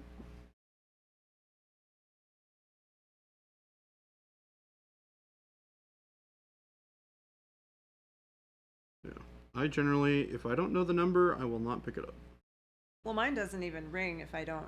Yeah, have the thing number about saved. iPhone is you can click that button. It says Yeah. if it's not on your contacts list, silence and voicemail. Yeah. Oh, really? Yeah. Yeah. Oh, that's cool. The problem is, when you have new business contacts that you've Yeah, never that- contacted before, that's and they a call little you and it tricky. sends them to voicemail, and you were waiting on that call, you're like, damn it. You can't Lumberjack just... Tim, have a good night. Now this See you, Tim. is Enjoy where your that D&D. not oil wash looks real good. Like real good. This guy is gonna look really sweet when he's dry. He's got like all the right little nooks and crannies for that stuff to sit as you pull it away and create shading. Especially on like the flag up here looks really good. The cloak's gonna look really nice. That filter. What's the dry time? Like 15 minutes. Ah, 20 minutes. If you have it like really thick, it'll take a little bit longer to like Sure. completely down in the cracks. dry. Yeah, Yeah, down in the cracks, it takes a little bit longer to dry. If you're not familiar, Chad, if you're new here, you have not seen this, we have developed a product that allows us to create the effects of a subtractive oil wash, but in an all water-based acrylic non-toxic product. So you don't have to use any solvents to clean it up. Nothing like that, but you get the same effect that you just saw him do, where he applied it in big, thick, chunky ways and then just rubbed it off with a makeup brush or makeup sponge. Yep. And you get that awesome weathering effect that comes from being able to do subtractive weathering. Spatsnat said Miniac was painting with Pro Acryl on stream today and thought Dark Sea Ben was hilarious. Yeah, it's something. We had to cave. Gosu said, "Can you make a toxic version though? I prefer an element of danger when I paint." I mean, Included in every bottle, if I didn't mention it, is bees. bees and donkey butts. What a combination! Get your bees with a side of No, donkey butts. the new subtractive, not an oil wash, doesn't come with the donkey butt flavoring. It just comes with bees. Just bees. Oh yeah. We're trying a new thing.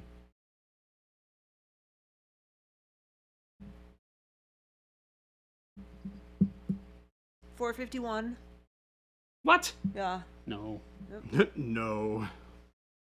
I refuse to let this exist in my No. brain.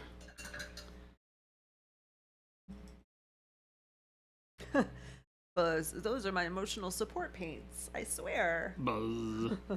Angry. Shake it up. You got to shake your paint to make sure it's mixed. Guess what happens when you open that bottle? Mm-hmm. You wanted an element of terror? He says, no, I didn't say terror. Game delay. Enjoy your dinner. Have a good one, Thank Game you Delay. for hanging out. Yeah, thank you for hanging out. Awkwardish Panda got an order from us today. Nice. Conveniently also got her first airbrush as well. Excellent. And also presented a good point earlier by saying, you all know what growing up before computers in our pockets taught us? Patience. Oh, yeah. Patience. Very, very true. What's But, that? but I I don't know don't what have that it is. now. Yeah, right? Isn't I that don't kind of have the it kicker? anymore. I've lost it all because of the computer in my pocket. Yeah. To me, it just depends on who I'm dealing with, whether or not I have patience.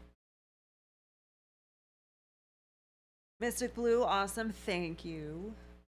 Appreciate that. Mystic Blue said working on shifting all my paints to Acryl. Thank you so much. That's Heck yeah. awesome. There is no better compliment about our products that we get than when people say that it has changed the way they look Yeah. at painting. You know, that they're switching over to it exclusively or adding it into their rotation heavily, because that means that our crazy little idea, you know, the idea that I, you know, enjoy painting like this isn't just a wacky notion that, you know, one guy with a mad scientist dream. You know, when people decided that they really liked our paint, I was like, well, that's awesome. Because it means that there's something here. So thank you for that. Yes, we are all now proving our teachers wrong from the 80s and 90s. You'll never have a calculator with you all the time. Is You gotta learn how to figure out the tip in your head. that Yeah. a thing that people were saying? Yes, Yes. absolutely it That's was. funny. Panic bomb, that's awesome. Hey, look. And go hey, Sue, We thank you. I actually don't learn know. how to figure out percentages in our head. And figure out like our grocery bill Gozu says pro just tip, by buy everything. estimating. Buy them all. That's the hardest thing when people come in going, what paint should I get to try your line Yeah. out? I'm like, All of All of them. all of them. But obviously that's not possible for everyone to just jump in, nor should you. Make sure you like them. Make sure Yes. you're getting what you need out of a tool before you commit the to white. buying bunches and bunches of Yes. it. Buy the white. Buy the white, and then come back later and buy the rest. Take warm flesh, mix it with our bold pyro red to start our highlight. Gosu Procural's the company I shamelessly shill out for. We appreciate it. We do, yeah. Panic Bomb, now that I have the base set, I'm mostly using Procurl. Omicron Samurai, almost exclusively using Procurl. Thank you guys so much. We love really you do guys. take pride in being a grassroots kind of company. You know, we love the fact that everything here is pretty much community driven and built in reality. Yeah, we do the engineering. Yeah, we do a lot of the product design, but we show it to you guys first, and we do pay attention to the kind of reactions that you guys give on stream. And you know, if you've been here for a while, you've been along for a heck of a ride, and you've seen the products from, you know, that first little tease that we like to do, you know, to release, and hopefully you feel like, you know, you've gotten to see it in a way that you don't really get to be involved a lot of times as people that, you know, sometimes are just treated like consumers. It's true. If we like a thing and you just have to wait for the next cool release. And here we really like that you guys get to kind of Be a see our part of it. excitement in it as we go through the process. You know, oh my gosh, I really want to show this to you, but I can't. The community truly is the best part of all It, of this. 100%. Yeah. Yeah. It not only does it make my job on a day-to-day basis super fun and easy, even when I'm working through complicated stuff, like Mhm. it's because the community is so awesome that I get to like enjoy it. So thank you guys. Well, and we like people to know that we use our products and we believe in all of them. Yeah. We like people to know that there are humans here. Yes. We're all just human beings. Well, like Jason says all the time, like Jason doesn't make anything that he doesn't want to have Yeah, exactly. or use. I'm a selfish bastard when it comes to product development, and always have been, whether it was electronics or whatever we've been making in my history. Is I like to make stuff I think is cool and would want to have. Doesn't mean I can always afford it. In the world of electronics, there were a lot of things that we made that I was like, well, somebody's going to enjoy it. You know, but here we get to do it, and we get to control it the whole way. One thing I've learned about you, Mr. Jason, in Uh-oh. the almost 20 years I've Yeah, I was known going to say, you. he's known me for a long time, chat. This could get embarrassing. No, your taste, in my experience, has always been tremendous. Yeah, Whether you it do have be good taste. Motorcycles, electronics, cars, monument hobbies. It's tremendous. It always has been. I've always looked up to you for that. Boy, thank you. That means a lot, man. Thank you. I don't know what it is. I say that product development can be selfish, and to some extent it is, right? Because I think as you know, if any one of you had the opportunity to make a whatever it is, say something you really like, fishing rod, video game, you know, that you would first attack it with what you like in that thing. And then I think what really makes it click for others is when you can kind of, I don't know, humility is not the right word, but when you can open up the design to say, okay, now I got what I like, what makes it what other people like too? Because, you know, you're always, I at least am always scared that, you know, you can't just go on what you like, you know, because we're all different. Hey, Mystic Blue Cougar, what brushes specifically are you looking for? Because we have a bunch of them in stock right now. But if you're looking at sets, you'll find that they are out of stock. If you look at singles, you'll see that there are a bunch of sizes available, and you can mix and match and make your own set and get a discount that would be the same value of discount as if you bought it as a pre-built set. Don't we have sable sets? We might still have sable sets. If we do, they We might do not.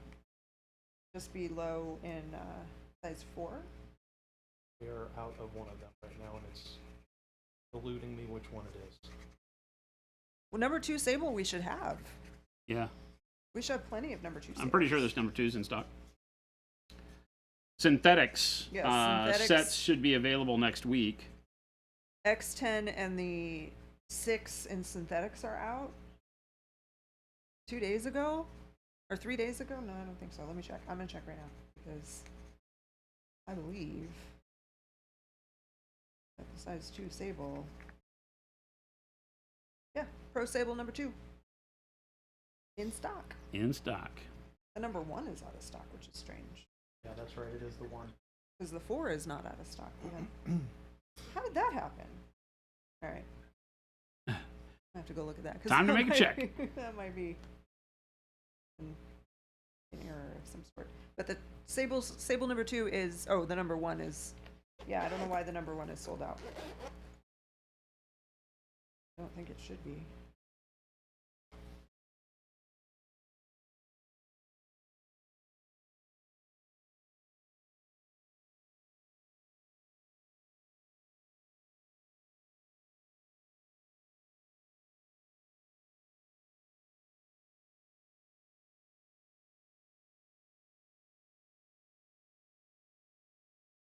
We love our synthetics. That's all Jason and I use. I don't paint very often, but when I do, that's all I use.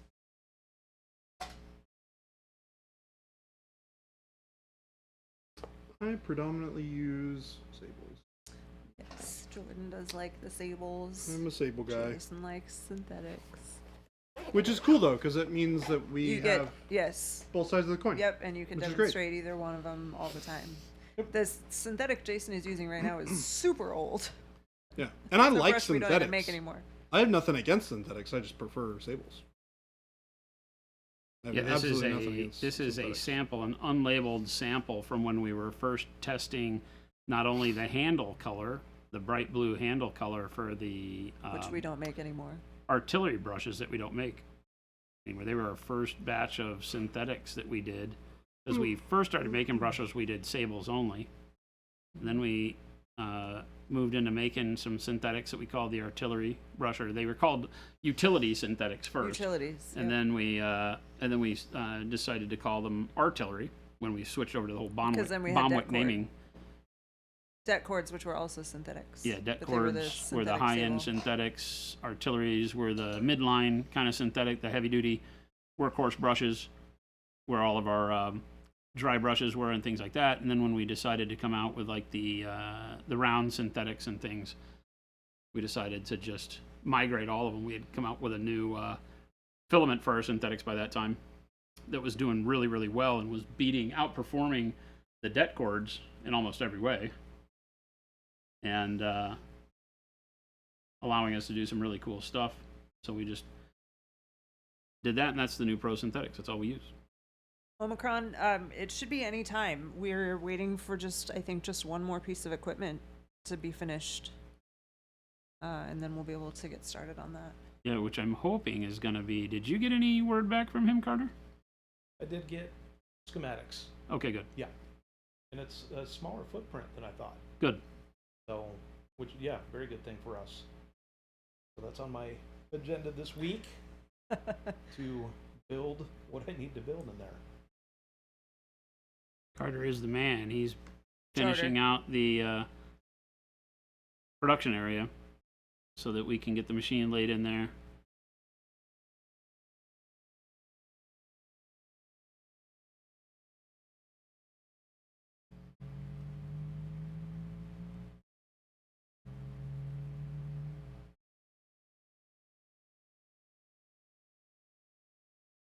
Yeah, we're excited for that time too. Yes. When we don't definitely have to worry Omicron. about when brushes are going to be back in stock. We'll just have good stock of them pretty much all the time. It'll be good days.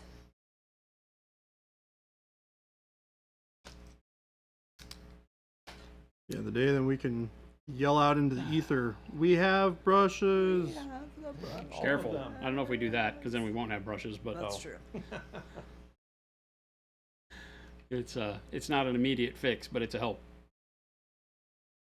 Yeah, we'll have some ramp up time for sure. Your semi-local brick and mortar mythic. That's awesome. We love when you Omicron, support yeah, the dry brushes should be FLGS. next week.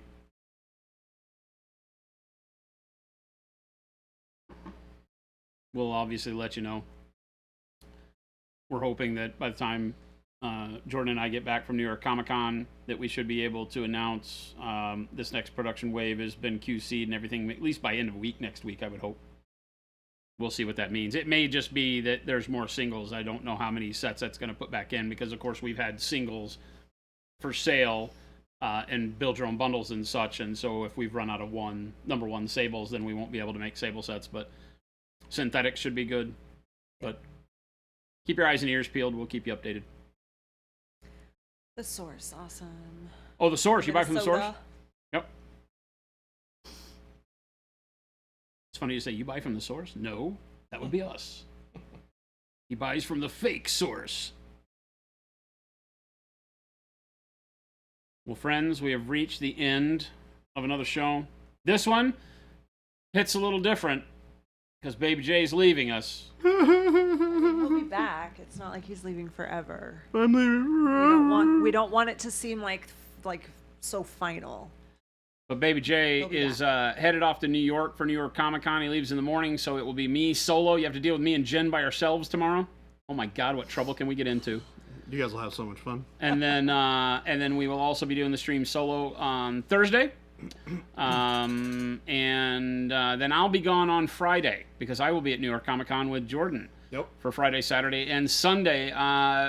We probably will not stream on Monday, even though I will be back in time for it. I will have been up for a long time by the time the stream is supposed to hit, so I'm probably going to take a mulligan on Monday's stream. Yeah.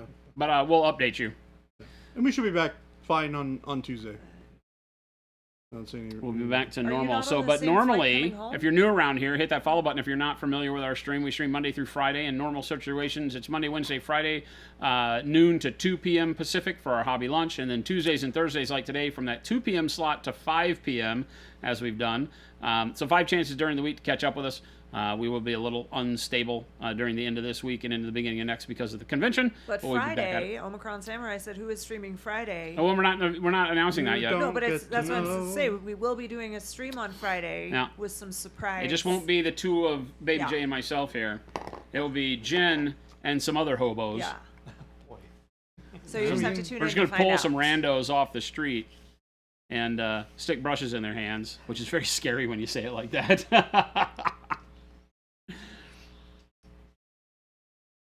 So good luck. Hang in there. I will see you back here tomorrow. Have a wonderful evening. Make sure to drop some love in the chat that we wind up rating. We're going to pass you on to some other awesome hobbyist into the night. Check out all the links that Jen threw up there in the chat, and we will catch you back here mañana sans Baby J. Bye, everybody. See you, Lies.